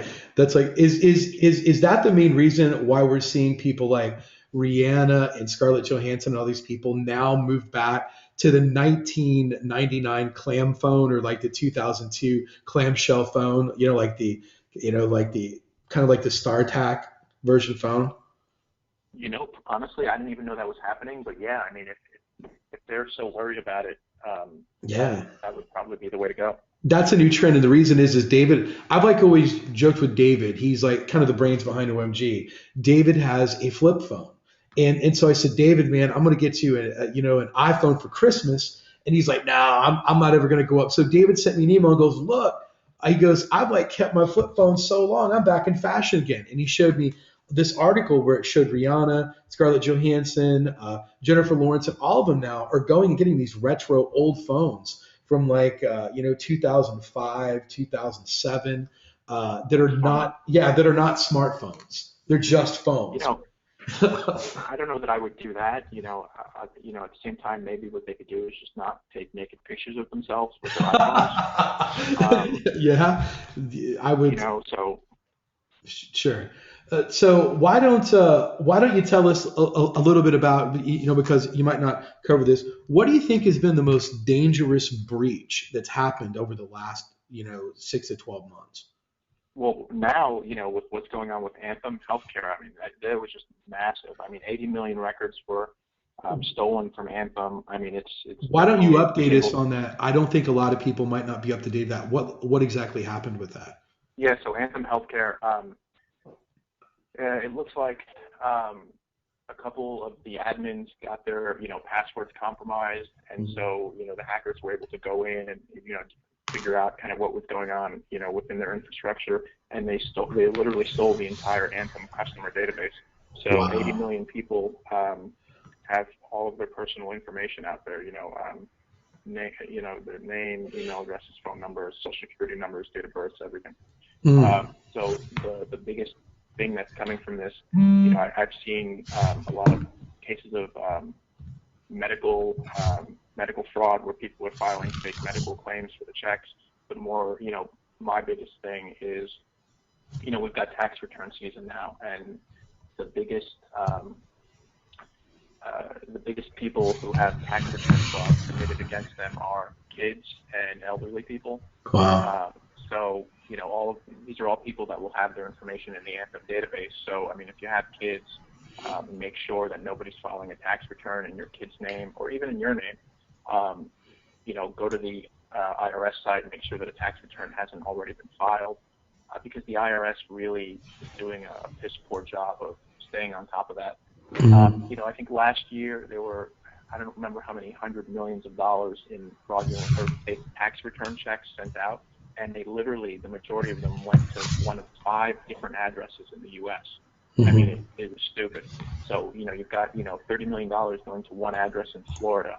Meanwhile, you've got this lady who's posting pictures of herself on Facebook saying, hey, I'm the tax return fraud queen, and that's how she got caught. And it was so stupid.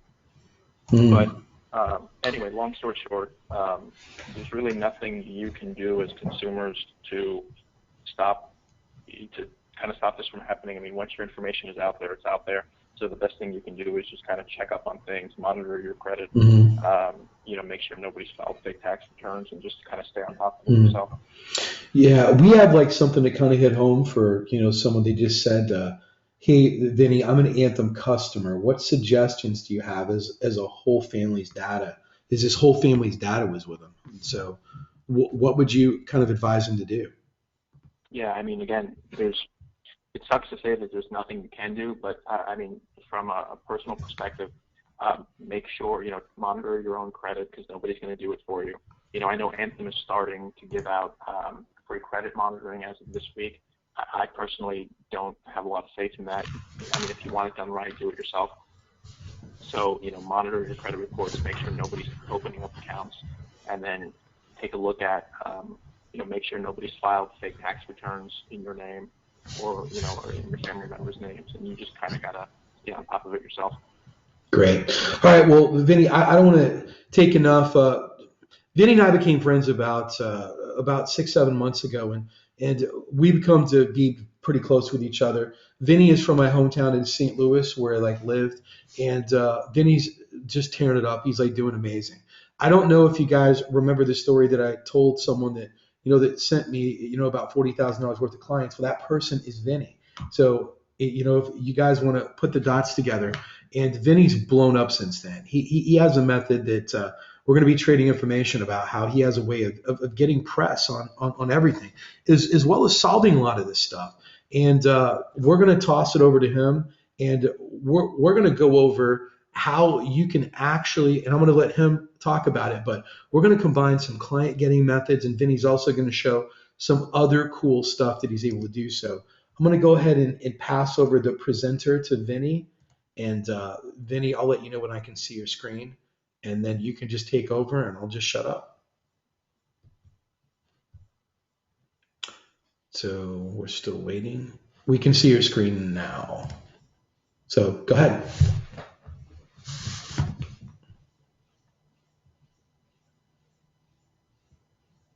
All right. What are you seeing the presentation screen? Yes, I can see security and leads, Nightline Security. Okay, perfect. All right, perfect. All right, so Nightline Security is my company. I started this company about, 7, 8 months ago. It's been doing, I'd say it's been doing fairly well. I mean, one of the things that's helped tremendously is all the press and the media attention that I've gotten. I have, on a personal note, I have about 20 years of IT experience, a lot of software development. I think I started developing websites back in '96. So, I mean, I've been around for a while. The last 7 or 8 years at this point, I've been spending doing federal projects, a lot of military and defense work. And then at some point, I kind of got tired of that, and I said, you know what, I can just do this for myself, and I can do it better. So I started my own company, and and that's kind of how it came to be. So I am a certified ethical hacker, which means that aside from taking all the testing and everything, it means that I'm not one of the bad guys. I mean, I don't hack systems for fun or profit. I hack systems when I'm given permission by the clients to help them find any vulnerabilities that may exist. So a typical scenario is a customer will hire me to find out if there's a way into their system to steal their client data. So I will we'll put our teams together and we'll make it happen. And more often than not, actually, I'd like to be modest about it, but I mean, we have 100% success rate when doing this kind of thing. So I mean, there's always a way in the door, and nobody's ever really 100% secure. And the reality is, most people aren't even doing that much to secure their systems even now. So it's I mean, it's certainly a great field to be in, and I enjoy the work.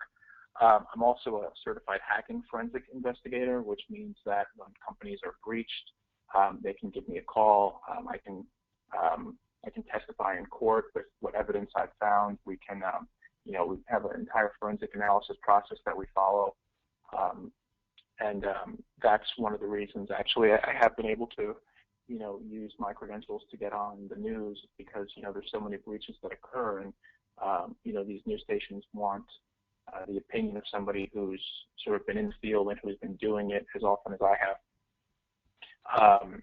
And so, yes, I have been on Fox, CNBC, CNN, ABC, NBC, CBS, all of them.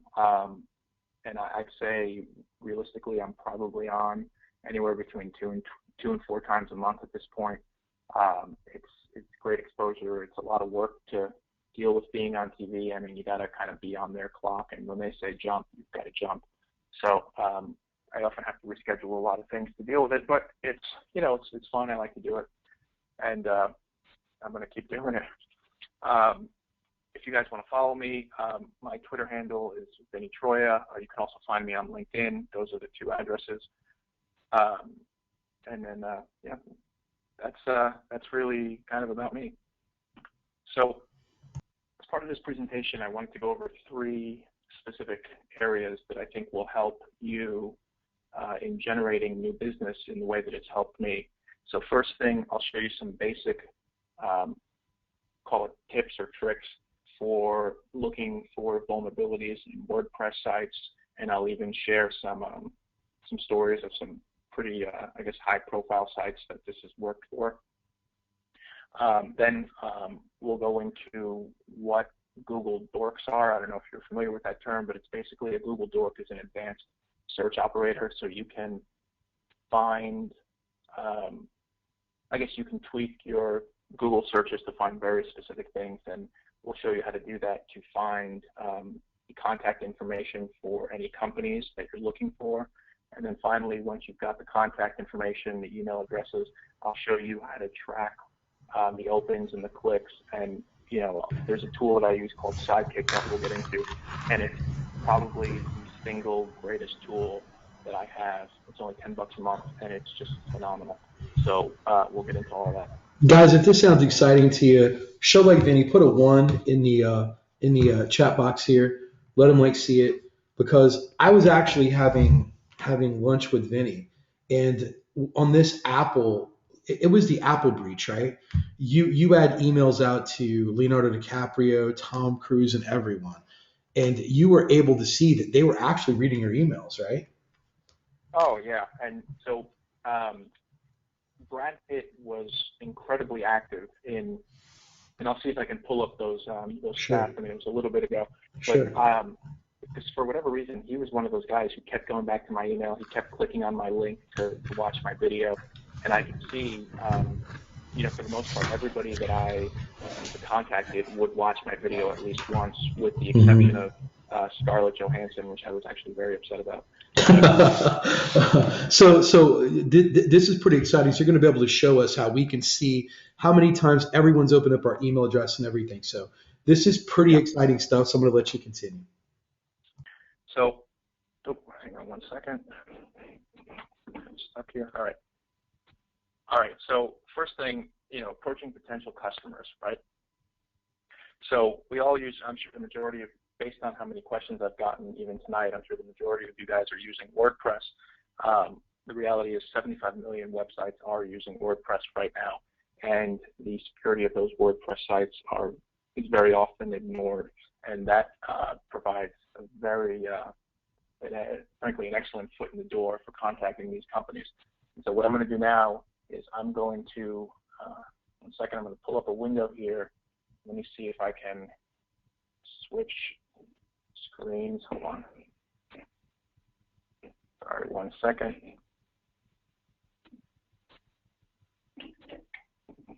Now this will take. This is actually very. Hold on. Let's see if this That's works. okay. We're like All right. You live. guys see So my desktop now? yes, I can. All right. Guys, Perfect. So this is my desktop. give it two if you can see his desktop right now. Just because I see it doesn't mean you can. Give it two. Yeah, we're getting a lot of twos. They can see it. Go ahead. All right. Perfect. All right. So the tools themselves are actually very easy to use. The trick is you're going to need to know a little bit about using Linux commands or the Mac OS X shell. It's not a very big learning curve, but let me just show you, once you do learn how powerful this can be. So right now I'm using a utility called WP Scan, WordPress Scan. It's free. You can download it. It's actually very small. And I'll share with you so I'm sure many of you are familiar with a site called Info USA. They contain information on pretty much every business out there, right? I mean, they're big in terms of local SEO and whatever else. So I actually happened to run this utility on just random websites just to kind of see what I can find, and it does provide a very great opportunity to email the CEO and say, hey, I found a vulnerability in your website, or hey, by the way, here's your database password. Probably fix this, or maybe you should call us. Hey, like Help Vinny, you fix it. I don't like me to interrupt you. We're like getting a lot of requests. Is there any way that you can make that bigger? People say that they can't see it and they really want to try to follow you. All right, hang on. If you I don't can, know if I can. if you can Hold do on. that, you can do the Control Plus and see if that doesn't do it. Is that better? That a little bit better, guys. Let me get a 5 if that's better. 5. There we go. Absolutely, that's a whole lot better. We're getting a lot of 5s. Sorry to interrupt you, All guys. right. All right. So so this is the utility called WP Scan. When you run it from the command line, it'll give you kind of a list of things you can do here. But just to keep it simple, what we're going to do is, we're not going to brute force any WordPress passwords. But one of the things that is very cool is it'll not only tell you what plugins are installed on the site, it'll also give you the usernames that they use to log into the site. And a lot of people don't block this. So if you were doing a test, even if you were to call a company and say, hey, I know your admin username is this, you've got some vulnerabilities, this is a big deal. And so going back to my example, I did this on Info USA one day, and I don't even remember why. So I'll just do WP Scan URL infousa.com, right? And so it'll do its thing and it'll search. Yes, follow.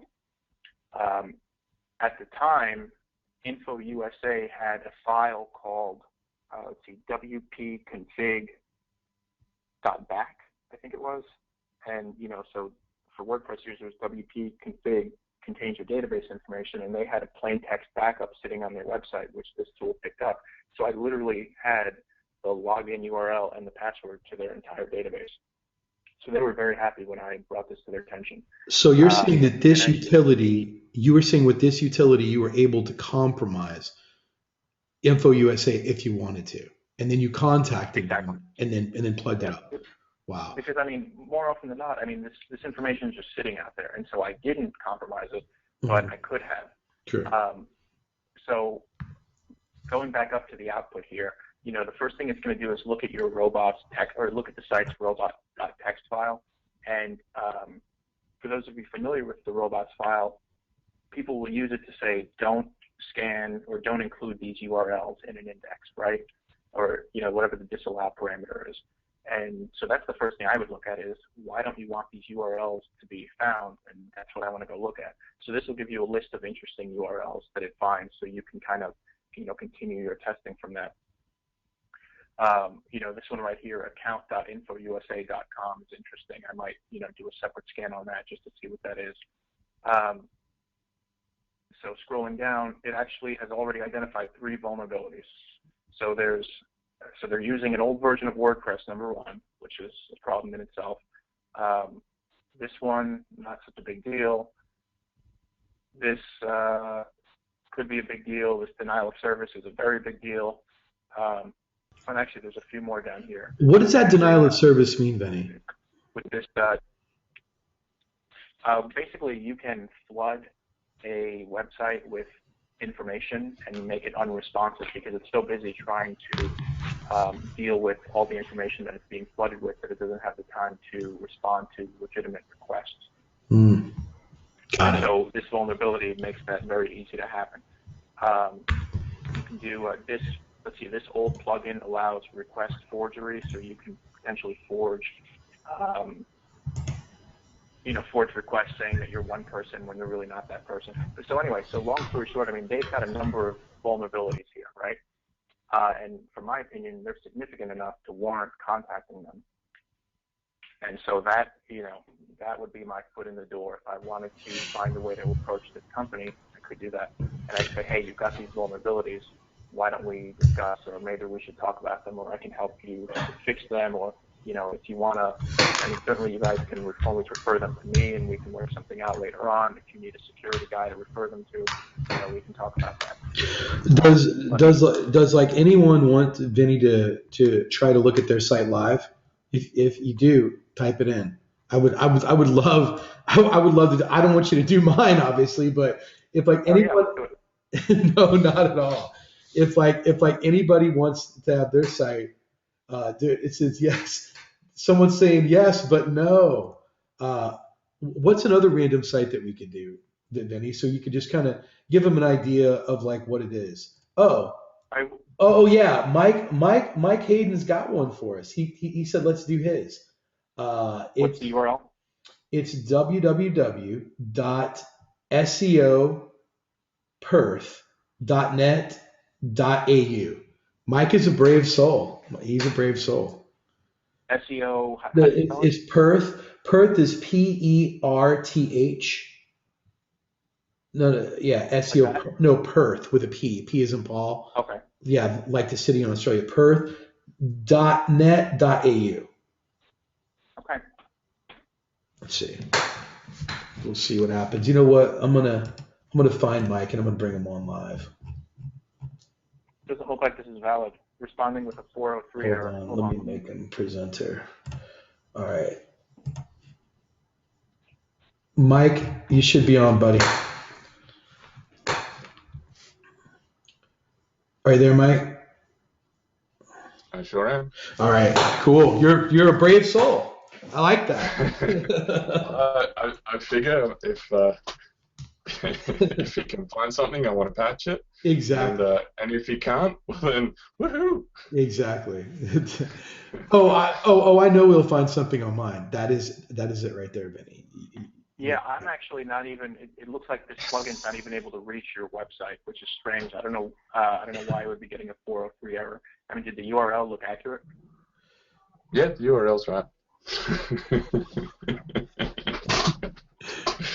Mike has Well, some. let me hold on. Let me try another. Let me try this on mine here.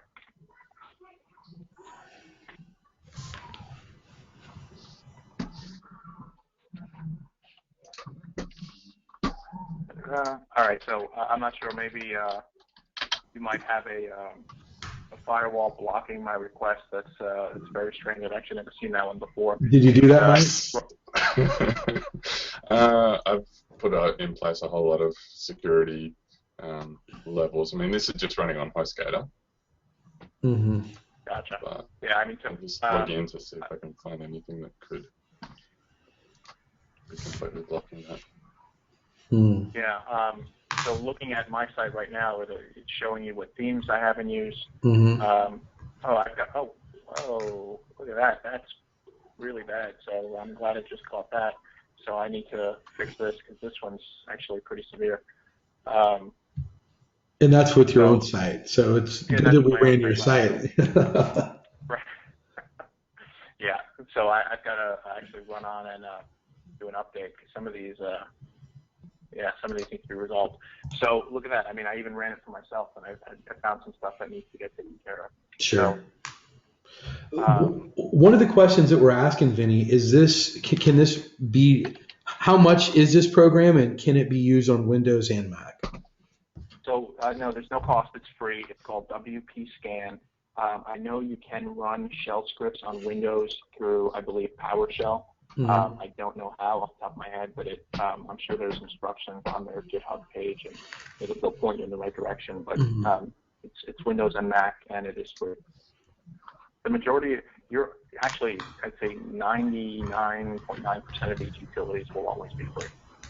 Okay. Let me ask you a question. Let's just say that we were to find what you've seen on your site that you said, wow, that's not good. Isn't it going to take us a little bit of a learning curve to learn what some of these things are? Yeah, but you can see, for the most part, I mean, you could always look up, hey, what is SQL injections are in the news all the time, so that's pretty bad. And you can look at the name, remote code execution. I mean, that doesn't sound good. Mm-hmm. I mean, that would essentially mean that someone else can execute code on my server. That's actually quite bad. Right. So, things like that. You see something like XSS, it's like a moderate. It could be bad. That just means someone can run some additional scripts on your page. Mm-hmm. I mean, that could turn out to be very bad. But, I think the point is, if it has any vulnerabilities, it's a good indicator to start talking to them. Mm-hmm. So how would you recommend, we had a question, how did you go about, it says, what do we look for? So how would we go about correcting something like this? We would basically have to contact you or someone else. Let's just say here that we're looking for anything red, obviously. Anything green is obviously good, and anything red is obviously something that we want to look at. So myself, I don't know a lot about internet security. So when I see something like that remote file inclusion vulnerability, I don't really know what that means. So what would that mean, and how would I even approach a client like that to even try to get them? Is that well? So something?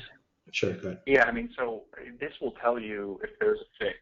Mm-hmm. And actually, when vulnerabilities are announced, they're usually announced with the fix. So in this case, fix in version 1.13, all you got to do is run the plugin update. But again, these guys aren't really taking the time to stay on top of their updates, or somebody's supposed to be managing it and they've forgotten about it. There's a million things. Right. So I mean, you can literally come in and offer to update it for them. Great. And how would we know if there's any password vulnerabilities? What would we look for when we were on a website like that? So you're not going to find password vulnerabilities without actually testing the passwords, which I probably don't. I don't recommend doing. Mm-hmm. Now you're literally hacking at that point. What you could do? Hold on one second.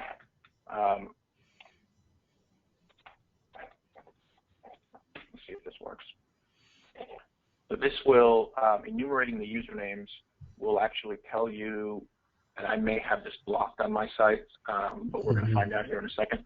It'll tell you what login names are being used on the WordPress site, so you at least have a basis to say, we know that your accounts are, you know, Joe, Mary, Bob, or whatever this comes back with. But in terms of passwords, this app does have the ability to take a password list or any list of words and start brute forcing or, you know, trying every combination. But again, I really don't recommend doing that because that I believe that might be illegal. Why don't we do this while we're here live? You know what? Let's just go ahead and use one of mine. It's like ranked pretty high in Tampa, Florida. It's thevisionators.net. There's no www, and let's see if we can find the password to it. Well, no, and that's the thing. I mean, well, okay, the Vision, like that. .net, yeah. Okay, hang on 1 second. Yeah, let's like run the scan, and then let's just see what we can do to tear this thing down. All right, hang on. Let's see. Yeah, okay.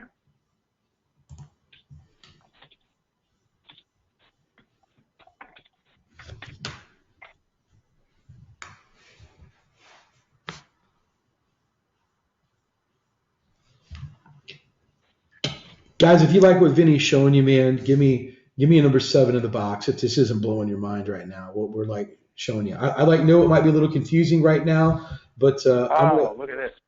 I'm gonna try to get Vinny to do a module on this.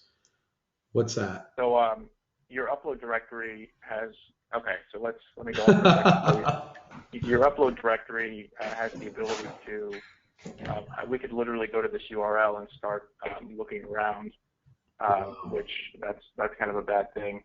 And then, so going down here are your 2 usernames. Wow. Yeah. Crazy. So in terms of vulnerabilities, it doesn't look like you have many. Yeah, those are actually the usernames to get in there too. Yeah. So if we wanted to. Hold on. Let's like stop this right now. Guys, go to the Facebook page, #mindblown. Vinny just cracked and gave you my username to my website. This is totally unscripted. If he's literally blown your mind with what he's shown us so far, go to the Facebook page. I want #mindblown because this is blowing my mind seeing this right now. These are the 2 logins to my site, not the passwords, but the logins. He was able to pull this live. I didn't want to do it, but God, it's just crazy. So bring it up, guys. When we get about 40 of these, we'll like continue, but just type in #mindblown because Vinny, this, and you know what? You're not even done yet showing us stuff, but this is what this software can do. And it's just crazy. I like feel like a jackass right now. So, I mean, from this perspective, I mean, you've got plenty of information to contact someone, right? And so, you know, the next thing, you know, I'd like to steer away from this for a second. And let's say, you know, we want to make the leap and say, okay, we're going to contact somebody. Well, how do we do that? Right? Now, let me switch over here for a second. Actually, I'll just leave it here up on Google. So there's a process called Google dorking. And basically what Google dorking is, it's, and I'm just going to read the definition here, it's a term that refers to the practice of applying advanced search techniques and specialized search engine parameters to discover confidential information from companies and individuals that wouldn't normally show up in a typical web search. Now, it sounds complicated. It's actually not very complicated at all. And to give you an idea of just how large this can get, I'm sure many of you are familiar with the healthcare.gov website and all of the hassles that it went through just a year ago. My friend and security expert David Kennedy uncovered all of the vulnerabilities literally using a couple Google Dork searches. And so the healthcare.gov website was actually so poor that everybody's personal information could have been found using simple Google search terms. So I mean, it's if the website isn't developed properly, I mean, it can be out there if you know what to look for. So, and I'll show you an example. Now, my two favorite Google Dorks are one is called, I don't know why it does that, in URL, which allows me to search within a specific URL, and I don't know why it's putting it up there and not here. Hold on, let me just do this. All right, so let me make this bigger. Let's see, zoom in. We're having a couple people say that if you could make it bigger. Like, Vinny, not stop you, but Mike, what do you think about this so far? That he was able to find my logins that quick? I've heard it's been able to be done, but I've actually seen it done. It's pretty crazy, though. Yeah. I mean, I'm sure this is eye-opening. I'm impressed. Yeah, I'm sure this is eye-opening Oh, yeah. to a lot of homes. I mean, I feel like I'm naked right now, so I just want to get off the webinar and go install iTheme security. So, Well, that's how I was blocking mine. Yeah. That's the only security plugin on there. So. Sure. Please continue, Vinny. You're blowing people's minds. Just to go back to this for a second, my favorite Google Dorks are in URL, which allows us to search for a specific URL. Oop, not sure what happened there. Site specifically allows you to search a site, and file type lets you search for document files or text files, or you can do PDF, whatever you happen to be looking for, and that's actually a great way to turn up things that they don't want you to find. You'd be surprised how many password.txt files are out there. So for right now, I'll show you guys something. So let's say we wanted to do a search for, we wanted to find Microsoft. Vinny, just let you know that we can't see your screen. We can see the keynote. Yep, sorry about that. That's okay. All right, so here we go. So let's say we're searching for Microsoft, and then what I would do is do in URL : data.com. Now, data.com is a Salesforce product which they want you to basically buy leads. But when you do it this way, you can actually get access to quite a few, and I'll show you. Here's the first result.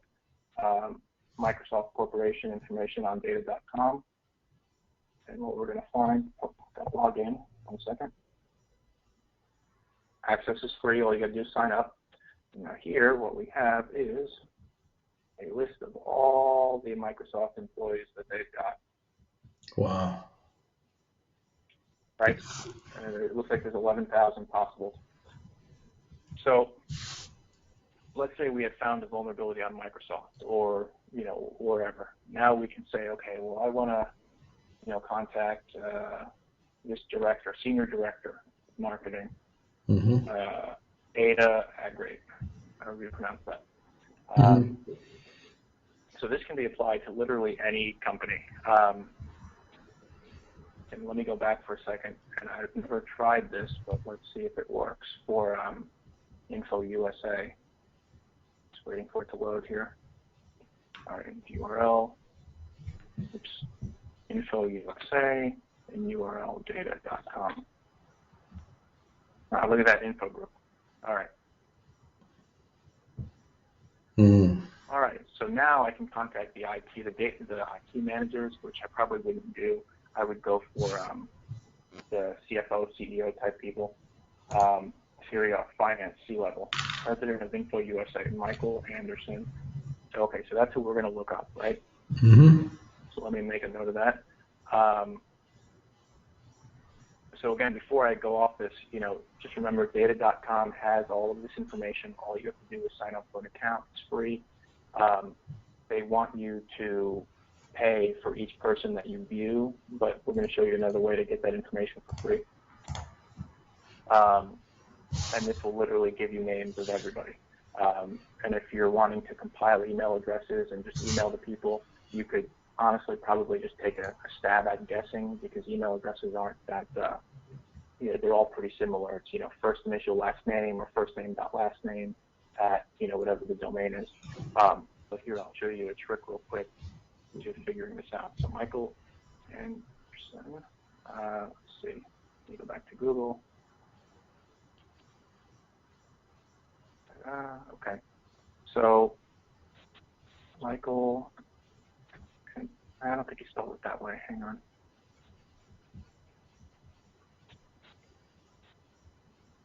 We'll just put this in quotes. All right, and then instead of searching at data.com, here's another one you guys should remember called Lead Ferret. And this is probably my most used website. Oh, look at that. Came right up. Okay, so Lead Ferret has information on everybody. They also want you to pay for leads, but as we will see here, you have his phone number and his email address, which they make it an image so you can't copy it. But I mean, you can pull up a notepad and write it down yourself, or now that you know it's michael.anderson@InfoUSA, and just email it. Again, you need to register for access to the site. Registration is free. The purpose of this site is more to compile lists of leads that you want to contact, put them in a database and then export it later on, which is useful in itself. But for right now, if you're just looking for specific people, you can just get what you need just by looking at the free information.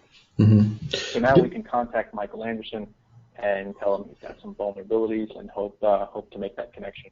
Mm-hmm. Vinny, like if we could do this all over again, because we're like moving a little quick, and if we could just say, let's say that we wanted to look up something very close to our heart. Let's say that we wanted to look up who we would need to contact with the St. Louis Cardinals, that the St. Louis Cardinals has a vulnerability. Could we go through the very beginning so like everyone can see it again, and exactly what like we would do? So, like obviously you're like St. Louis Cardinals would be a dream client for you and I. We're huge St. Louis Cardinal fans. So I just kind of pulled that out. I don't know if this would work. Oh, look at that, it worked. Okay.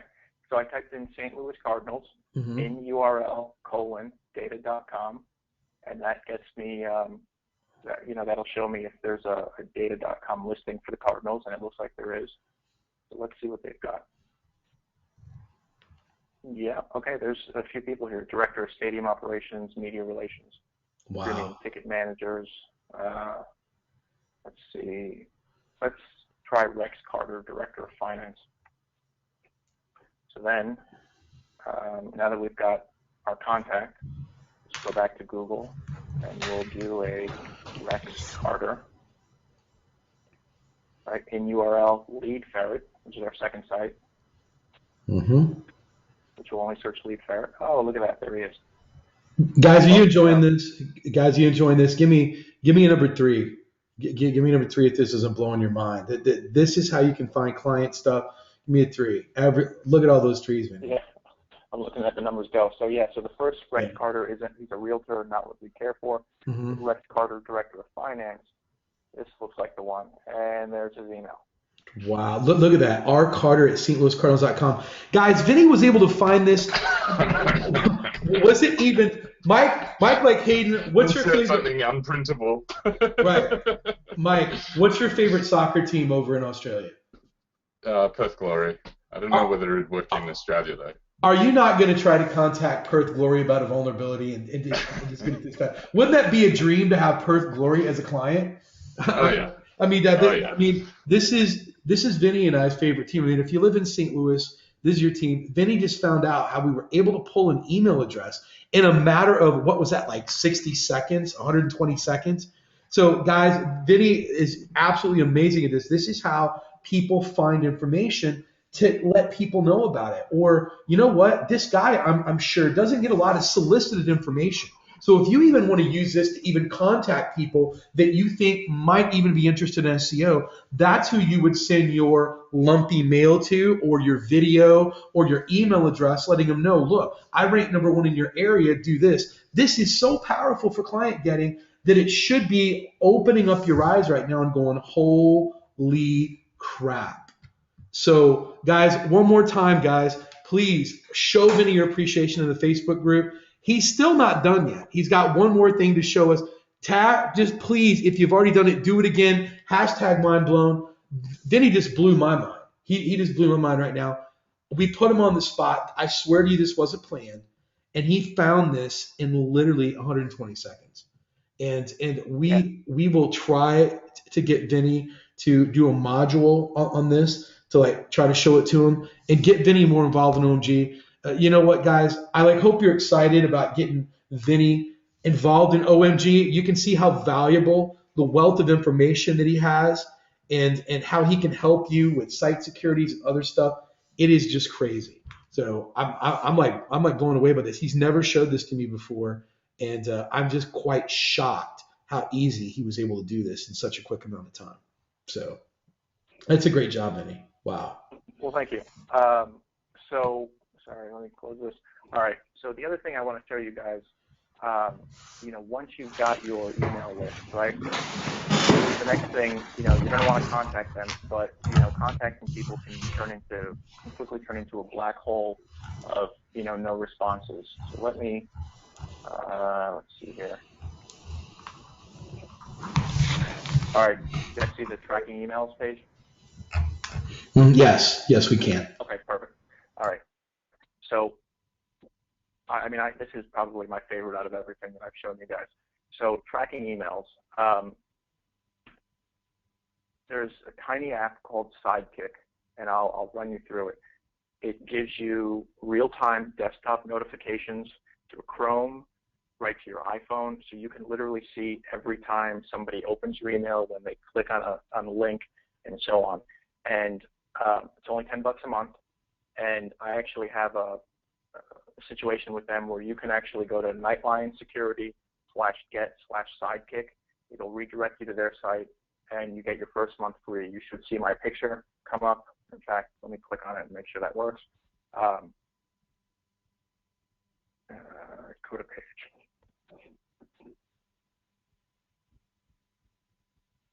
See if this works. So while that's loading, okay, perfect. Are you guys able to see Chrome?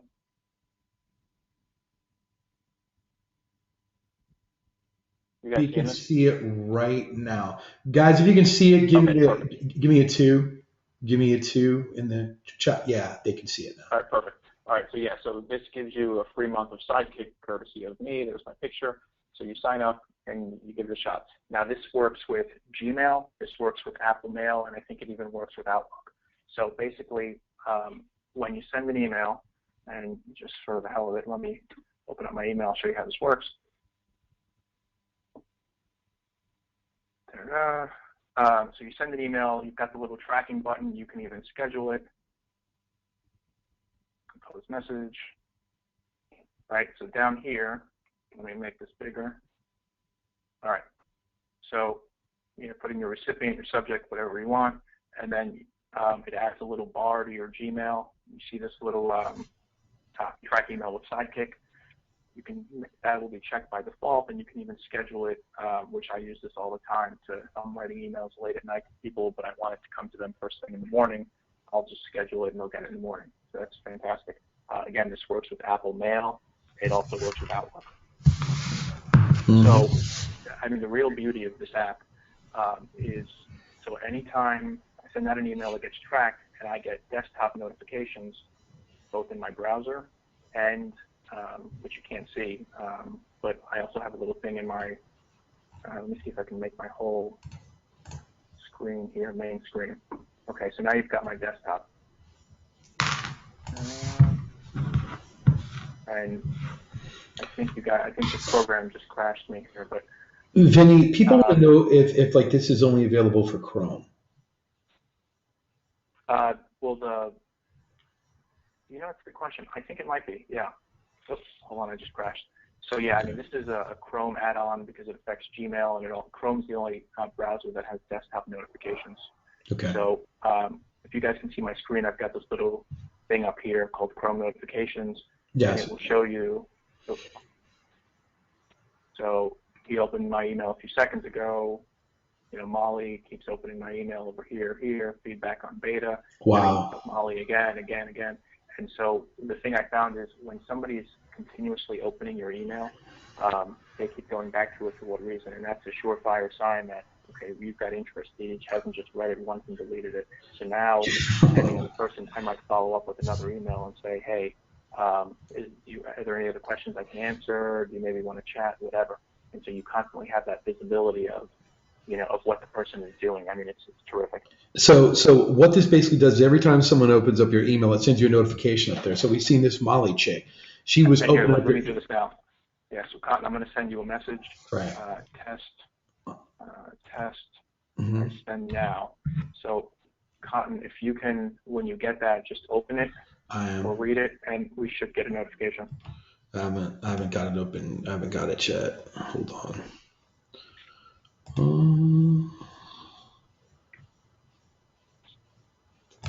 For some reason, Gmail's running slow. I haven't got it yet. All right. Well, when that comes in, we'll Sure. get a notification. Sure. Could we just do something fun? Is there like any way that you could show the Brad Pitt email? Maybe. Let me check here. Let's see. Go all. We've got some feedback saying that they're letting them use it for 39 days for free. This. Oh, that's fantastic. Yeah. Okay. So let me see. And that would have been. Keep going. Let's see if I can just search for Pitt. Now this must have been way old. Mm-hmm. It's too hard. Don't worry about it. Yeah, I mean the thing is, I send out so many emails every day. There it is. Here, watch. I'm gonna go ahead and open it up right now. So let's see. Opened it.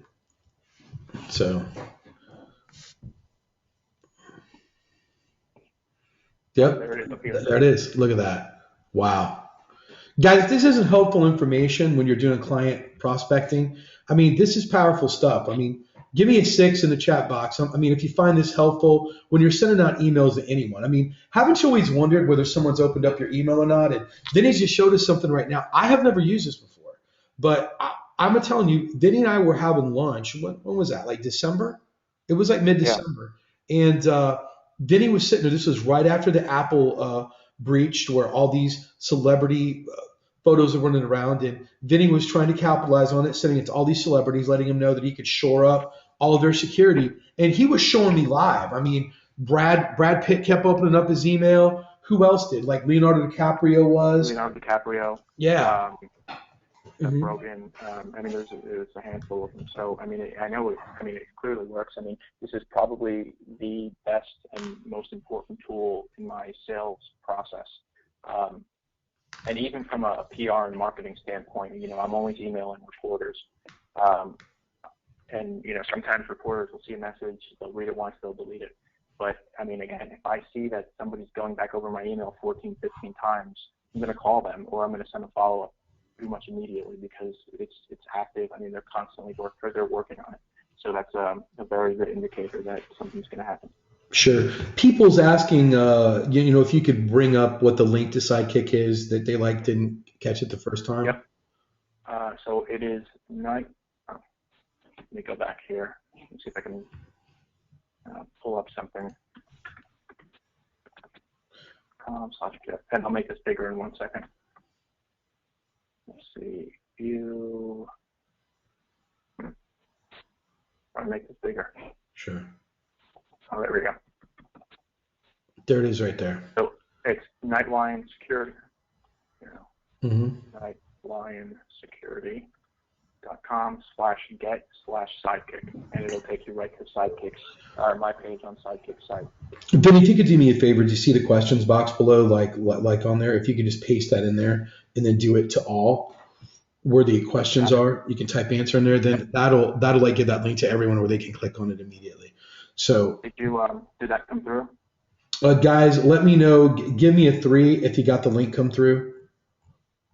We're getting some 3s. Yeah, we're getting a lot of 3s. We're getting a lot of 3s. So, Vinny, this is exciting stuff. What I'd like to do is just, if we could just do one more site to let everyone see. I like to think that everyone is kind of we'll be able to go through the replay and be able to see how we were able to do the search for the email address, which is extremely powerful and extremely valuable, and how you're able to do that so quickly. The Sidekick stuff is pretty self-explanatory. It's a great find for everyone with that. But I'm sure, how many of you guys would like to see Vinny do one more site vulnerability? Give me a number 4 in the chat box if you want to see him do one more. Yeah, everyone would like to see you just test out one more so we could have it for the replay, because they're going to watch this over and over again, see what you do. And if you could just take your time going to show what we're doing, how we're doing it, then I think everyone would love it. All right. So again, I mean, this is, we're taking a situation where I already have the plugin installed. So for a Mac user or a Windows user, if you search for WP Scan, you're going to find some instructions on their GitHub page, and that'll get you in the right direction.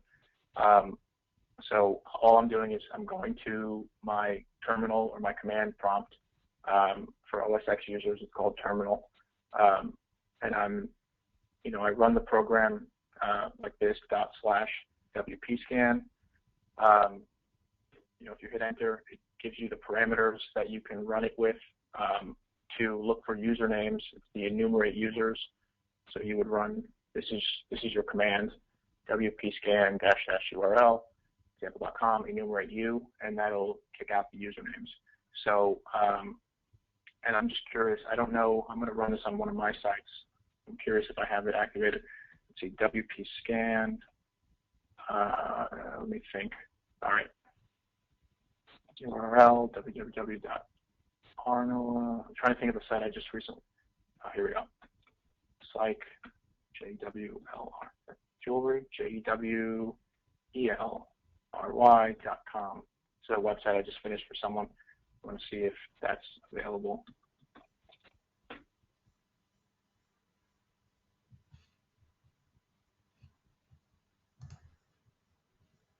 All right, so here we go.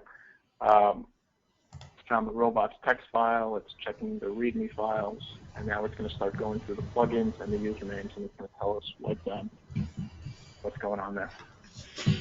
Wow. Mm-hmm. So green means good. Yellow means that we should take some caution, obviously. And right. So everything's looking good so far. Yeah.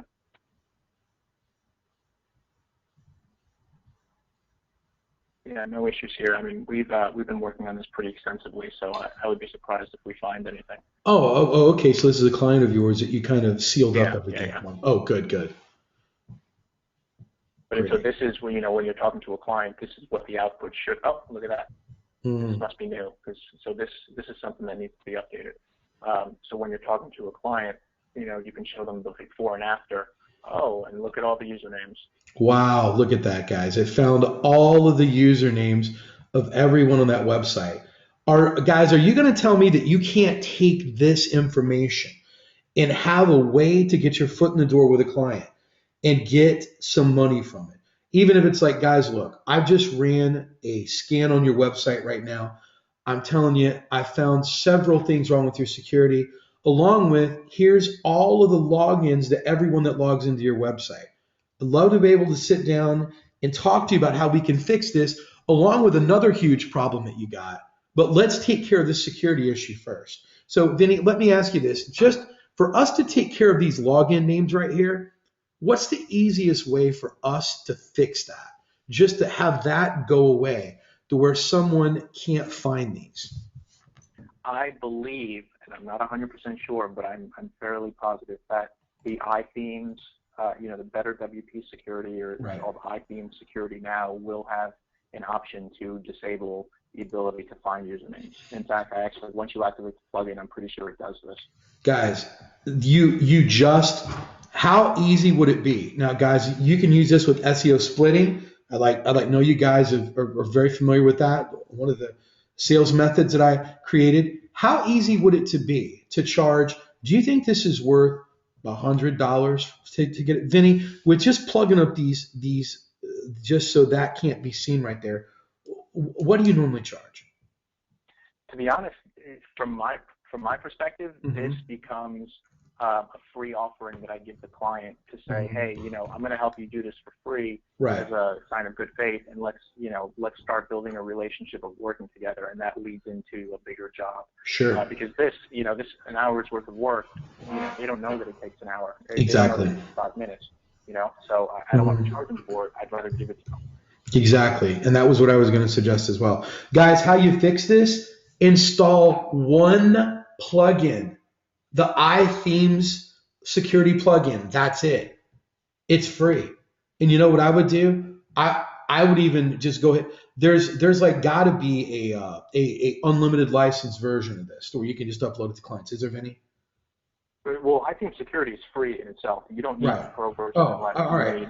So guys, you have a free way to fix this and show them that you've locked up their security. What better way for you to have your foot in the door, to talk to a client, to then turn around and offer them SEO services or web design or online reputation management? I mean, if you're getting what I'm putting out there of how easy this is to get your foot in the door, give me a 9. Let me see a 9 if this is making sense to you. I mean, this is some powerful stuff right here. Not only that, but we're showing you how to shore up your site.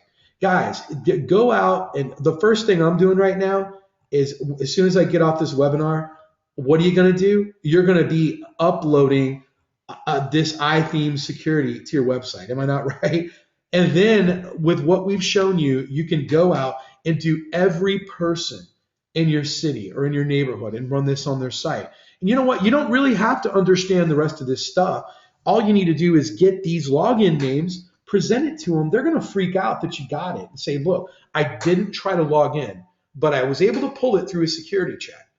I can seal up this hole for you. That's what my company does. And then I'd like to talk to you about another problem that you got, which is you're not ranking anywhere. But you don't have to tell them that. So after you shore it up for them and seal it up, turn around and hit them with SEO. Do you think this is going to be successful? I mean, give me a 3 if you think you can sell them SEO services after you've already locked up their website to make sure. Exactly. Guys, this is wide open for client getting right here. This is why I wanted to bring Vinny on here. Guys, this is one of about 500 things that like Vinny has done. And he's just sharing 3 things with us. He's a wealth of knowledge. I'm excited, to even have him in the OMG fold right now. So this is what I wanted to show you guys, why I was so excited about it, and why this is going to just blow open client getting like there's no other. When you combine security and SEO together, it's a win-win combination. It's a marriage. They were meant to be together. So this is powerful stuff. Were you going to bring up something with Coca-Cola, Vinny? Yeah, I remember I've done I know Coca-Cola has a number of WordPress sites that they run, so I thought it might be at Coca-Cola.com, but it isn't. And off the top of my head, I don't remember where those are located. So I thought that would be an easy one to bring up, but I don't remember. Let's see. Yeah, they literally have hundreds of websites. But I mean, we can pull up. Let's try this one.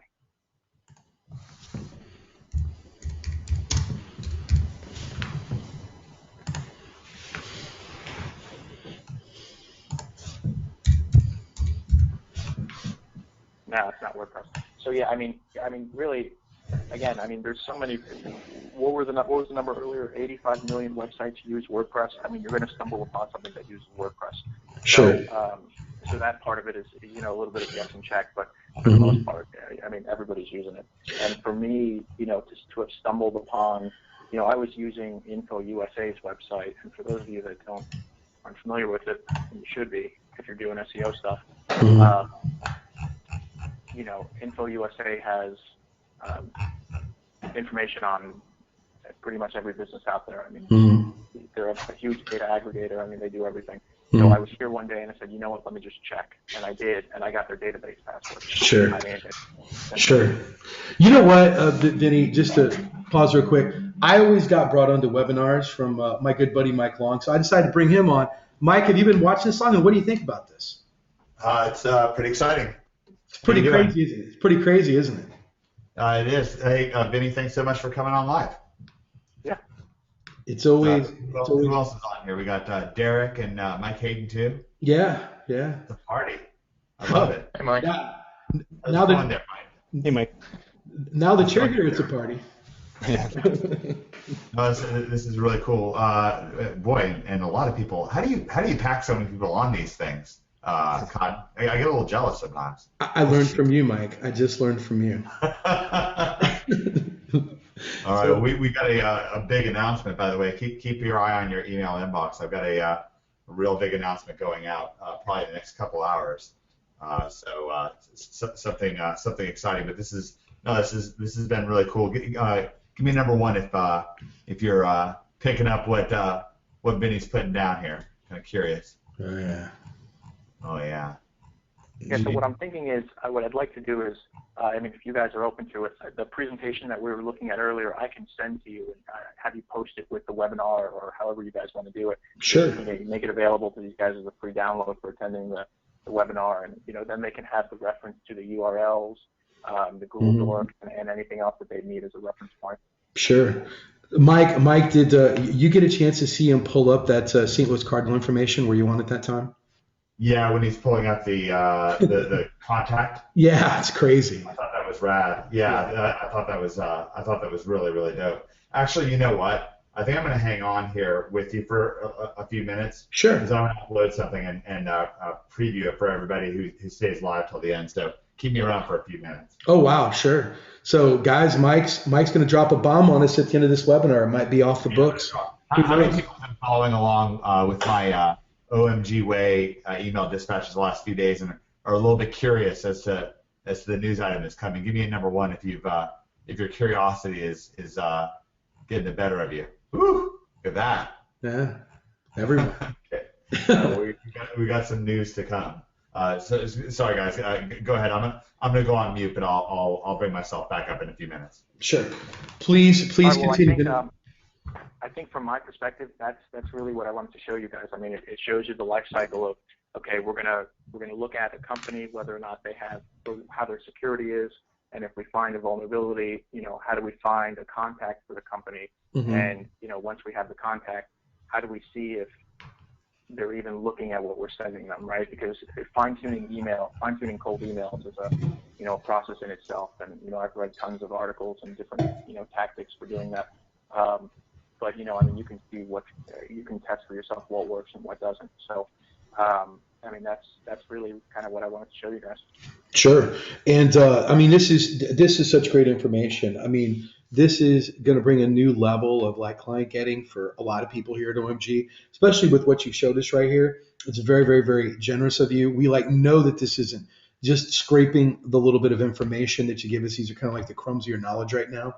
So we're very, very, very thankful. Guys, please go to the Facebook group right now and just put another bin there, hashtag thanks Vinny, because literally this has literally blew my mind. And here's what's funny is that I really didn't even know what he was going to discuss until about 30 minutes before. We had talked about it back in December, but Vinny just over-delivered this time. I mean, and this is the kind of stuff that we only do at OMG, consistently week after week, providing you with stuff that no one else in internet marketing does. And this is going to be so valuable, some of the things that you've shown right here, to open up a new door to getting clients. But not only that, but to find the contact to reach out to them. But then also, to even know if they open up email. Please, go ahead, Vinny. I'm sorry I interrupted you. Oh, no, not a problem. And so I was going to say, and just for a little bit of a shameless plug, I mean, if you guys really do enjoy it, follow me on Twitter. I am trying to build up my Twitter followers. That's always kind of a big deal for me. My username is Vinny Troia, VINNYTROIA, and just follow me. Cool. And I send out information all the time on there. Yeah, that's very, very generous. Vinny, do you know what's your biggest highlight of being on one of these big major networks? Was it meeting Mr. Wonderful, or was there another one? I mean, I'd love to hear the story. That's a good question. He was, Kevin was cool. I know all the Shark Tank guys. We talk via email, so that's always kind of a fun thing. Mm-hmm. Honestly, I'd say, the other day, and this didn't actually end up going through, but just the fact that I was very close. I got a call from Bill O'Reilly's producer that wanted to get me on a segment, so I was super pumped about that. I was really excited, and it ended up falling through. But just the fact that they, called me out of nowhere and they said, hey, because I watch the show all the time, and it's prime time, it's great. So that is very cool, and so I definitely look forward to being on a show at some point. Wow. So yeah, that'd be great to get on Bill O'Reilly, especially to do that. But anything that, so just to recap everything, you believe that for all of us to just get our site safe so we can pass that test, we need to be using iTheme security. And just that's a simple plugin that's free to everyone. Upload it, install it, and that's pretty much going to clear it up. But Vinny, we greatly appreciate all the information that you provided. Do provide everyone with a replay. Maybe I can twist your arm. And guys, listen, Vinny's also open. He was very generous to be on here. If you run across a big security thing, just reach out to Vinny, and you can either contact him. What's the best way to contact you, Vinny? Could you put your email address up there? And I'd like to know they can reach you on Facebook also with a message. Yeah, I mean, Facebook, email is always great. LinkedIn, my username is always going to be Vinny Troya. I'm not going to be hard to find. And let me just kind of go back here for 1 second. So, Vinny Troya, LinkedIn, Vinny Troya, Facebook, I'll be Vinny Troya. I mean, it's going to be all the same anywhere. My email address is vinny@nightlionssecurity.com, so you're always welcome to reach out. And yeah, I mean, if you're unsure about something and you think that there is a potential security vulnerability and you're not sure what to do with it, you should probably reach out to me, because what you don't want to do is give them misinformation and damage your reputation in the process. Sure. One of the Vinny, I just can't even thank you enough. So with that, guys, hopefully, if you haven't thanked Vinny, and actually, sure. I'm ready to go. I got something a little bit to share with everybody. Sure. Sure. Right. Give me 1 second. I'm just making one little change. Sure. In the Amazon Facebook group. So, Vinny, first of all, before I get into this, I'm really excited to have you jump in on things. How do I follow you on Twitter again? Username Vinny Troya. It's actually on my screen down here. VINNY TROIA, and then just go to Twitter and put in my name and follow me. All right, terrific. And what I'm going to do is make myself a presenter here. So everybody take note of that. At Vinny TROIA. I recommend that you follow Vinny and give him lots of shout outs. Maybe we can get him to say #mindblown on the O'Reilly factor. I think 50-50. All right, I'm going to, let me see. I'm going to make myself a presenter for a second. I want to share with you guys something. Cotton and I went out in the field, in the trenches. If you haven't been following my OMG Way email dispatches, you can find them at omgmachines.com/blog/dispatches. And I'm going to hopefully make myself a presenter here. And we came back with some major stuff for you today. So first of all, tomorrow, you've got a director's cut, and I think it's also breakthrough members. Pretty much everyone on this webinar, you've got a webinar with Joe Marfolio. And what happened, I actually didn't upload this yet, but I gave a speech while Cotton was doing that incredible assimilation webinar last week. So right around this time last week, Cotton was doing that webinar with Jimmy and Russell and Sue and with everybody. And I jumped on and I jumped on and spoke at an event. There was around 500 or 600 people in the room, and as I took the stage, literally 3 minutes before I went to speak, a gentleman came up to me and he said, "Hey, listen, just so you know, I'm making money right and left with OMG SEO, actually 6 figures per month with OMG SEO." And he's doing some killer client getting stuff, including contacting Amazon sellers and doing SEO for them. So that's killer. We're going to get into more of that. His name is Brian Williams. He's going to be live tomorrow with Joe Marfolio, and that's going to be very exciting. He's actually literally a mentor to Joe Marfolio, even though he's relatively new in the last several months, in the last year or so to OMG. He's actually a mentor to Joe Marfolio. He's literally brilliant. So that's going to be really exciting. I hope that you'll attend that event and have some real excitement. Now, in addition to that, as if that wasn't exciting enough, Brian came on stage and helped put the word out about OMG with me, and that was awesome. So obviously City on a Hill, paying it forward, all that kind of stuff. And Cotton got to meet Brian and got to know him, and actually got some hashtag mind blown from Brian Williams. So actually, I wonder if Brian's on right now. Actually, Mike, Joe's on right now. I just made Joe an organizer. Joe, are you on? Yeah, hey, what's happening, Mike? Hey, Joe, and I wonder if this Brian Williams with a Y. It is. We've also got. That's not the same Brian Williams. Brian Williams. Oh, okay, all right. So Brian was literally a mentor to you as you got started, and now you're bringing him on your Webby. Obviously, you're extremely successful at this point by far, and you're actually bringing him on your webinar tomorrow, and that's going to be a big deal. Oh yeah, well I've known Brian since probably 2009, 2010, and he's been doing this for a long time, and yeah, so it's going to be really good for people, for client getting, and for people who may be stuck, having problems closing deals. We're trying to get some people. I put a message out on Facebook where we'll do a couple of hot seats, where we'll actually bring somebody on and give them a plan. So they'll come on, they let us know where they're struggling, and then we give them a plan of action to go ahead and take. So it's going to be a real exciting webbing. Well, that's going to be killer. That's going to be really, really killer. Well, what happened, Joe, and I told you this, and Con knows this as well, when I came off the stage at that event, I got the whole, traditional standing ovation, all that stuff. It was really, really cool. And, I'm so pumped up at this point about Brian. I'm so excited.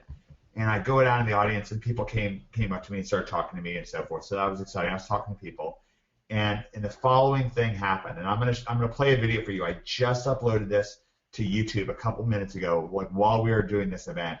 And I don't know how well this is gonna come off. I'm gonna turn up my volume. You can find this at youtube.com/omgmachines, and I'm gonna play this video for you.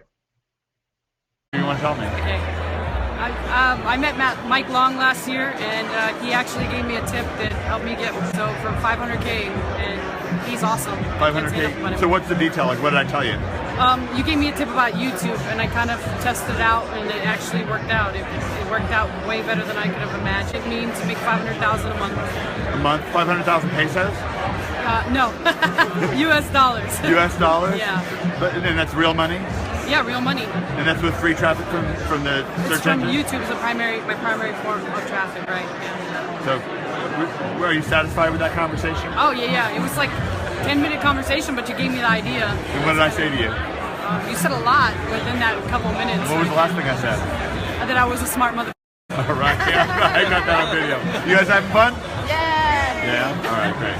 Yeah. That was awesome. Thank you. All right, so I don't know. That was probably like a blur or kind of random for people, but Cotton got to meet this woman as well, along with meeting Brian. It was very exciting meeting Brian.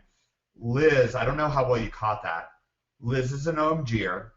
She's actually been with us all the way back with the original program that Greg Morrison joined me and David Mills. Me and David Mills had an introductory SEO product going all the way back to 2010 or so.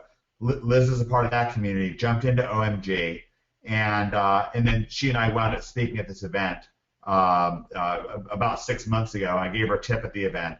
That, along with some stuff she's already gotten from inside of OMG, and she's been joining forces with an OMGer named Scott Gallen and getting a lot of information from him as well. Long story short, she's making on average between $400,000 and $500,000 per month on Amazon. Give me a number one if that's pretty exciting. I don't know. I personally think that's pretty exciting. I think that's sort of a dead giveaway. I hope sort of like give me a number one if you have a pulse. and Cotton, you got to meet Liz and you had a lot of conversations with her. Sure. You actually asked her to do something. What did you ask Liz to do?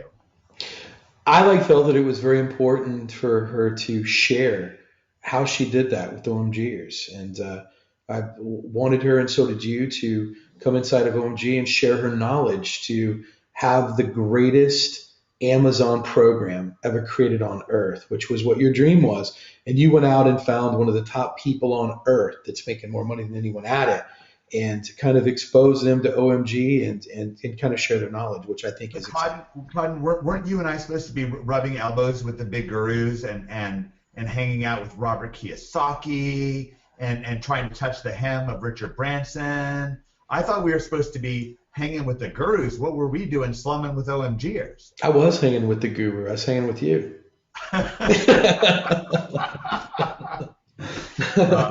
Just jokes, folks. We don't.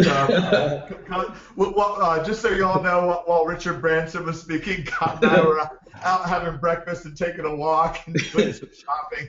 We couldn't have cared less. Yeah.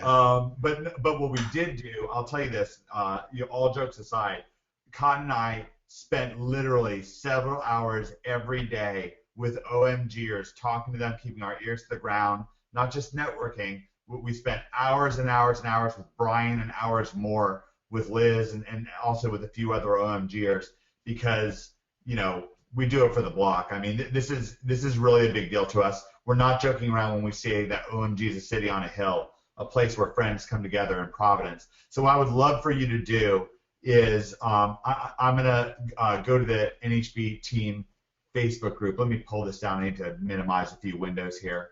A few conversations I've been having here. Cotton's right. This is literally going to lead to a lot of excitement. We're so glad that Cotton has invited Liz to come inside of OMG and to share her wisdom. In the Amazon group, I've already made her a moderator. She's actually is already literally working on some content for us. So inside of Cotton's assimilation Webby situation here, I'm going to try to tag her. Actually, she's got a little bit of a weird situation. I don't know how easy it'll be to tag her, so that this may or may not work. But I'm just going to put welcome Liz, and let's see. It won't come up as Liz. It's Elizabeth. It'll be Elizabeth. Yeah. There it is. Welcome Elizabeth Herrera. And I'm going to give her a hashtag boom. And let me see if I can find that video, and I'll paste that video into our Facebook group so folks can see it. But I got to tell you, folks, it's so fascinating to me how fast things can change, and we always say that it's all connected at OMG, but that's not just something that we're saying for our health. It really is all connected. You're going to see that there's a lot of fireworks to come. The power of putting Google plus Amazon together, literally extremely powerful. Even if you're not interested in doing Amazon yourself, if you're only interested in doing client consulting, we're going to be showing you, and Brian's going to be showing you. Brian's literally doing incredible stuff. Actually, I'm going to post this as its own separate thread so it doesn't kind of get lost. And I'll post my email dispatch in a little while as well. So this is going to be a lot of excitement. It's going to be a lot of fun. And even if you don't want to do Amazon stuff yourself, you're going to be able. For some reason it didn't create the little thumbnail there. Maybe if I drop it into Cotton Thread, it'll create the thumbnail. But we really, there's such a focus, because the focus at OMG is on earnings reports. That's what the focus is on. That's what this program is about. It's about earnings reports. That's what we care about. And the reality is that anything that's going to bring us earnings reports, that's not going to sidetrack you, that's going to bring us net earnings reports, that's going to bring net success for OMGers, we're going to be on that like white on rice. That's just the way it's going to be. And the thing is, let me just kind of minimize this. Please nobody message me right now if you can help it. It's just a little bit distracting during the webinar. There's nothing wrong with that. Of course, I love to hear from you. But the thing is that this is such powerful technology. And by the way, that 500,000, that's not the top end number. I'll tell you this right now. Con, do you remember what she said she did in December? Over $1 million. Over $1 million in sales in December. So, I mean, this is literally big stuff. Right. This is literally big stuff. It's going to be exciting to have her involved. This is going to get, actually, Cotton spent 3 hours on the phone today with Jimmy Kelly. One of the topics they were covering was Amazon, and actually Cotton has been working with Liz and with another new person to help them get an earnings report together. Her name will remain nameless just for the moment. maybe we can get caught and let the cat out of the bag on that sometime soon. By the But, way, she's moved up and she's doubled her sales in the last 24 hours. doubled her sales? Yeah, doubled her sales. What I understand. How many sales in the first like four days then? I think it's 18 so far. That's exciting. That's really exciting. Actually, Liz just put up a brand new account that I think she said it's going to be up to like $15,000 by the end of the week. Wow. What we're working on, I cannot promise you, okay? So if this doesn't come to fruition, there are things that can go wrong, but I will tell you what we're working on. Very powerful stuff, okay, for content-wise. I'm not going to let the cat out of the bag just yet, but I will tell you this.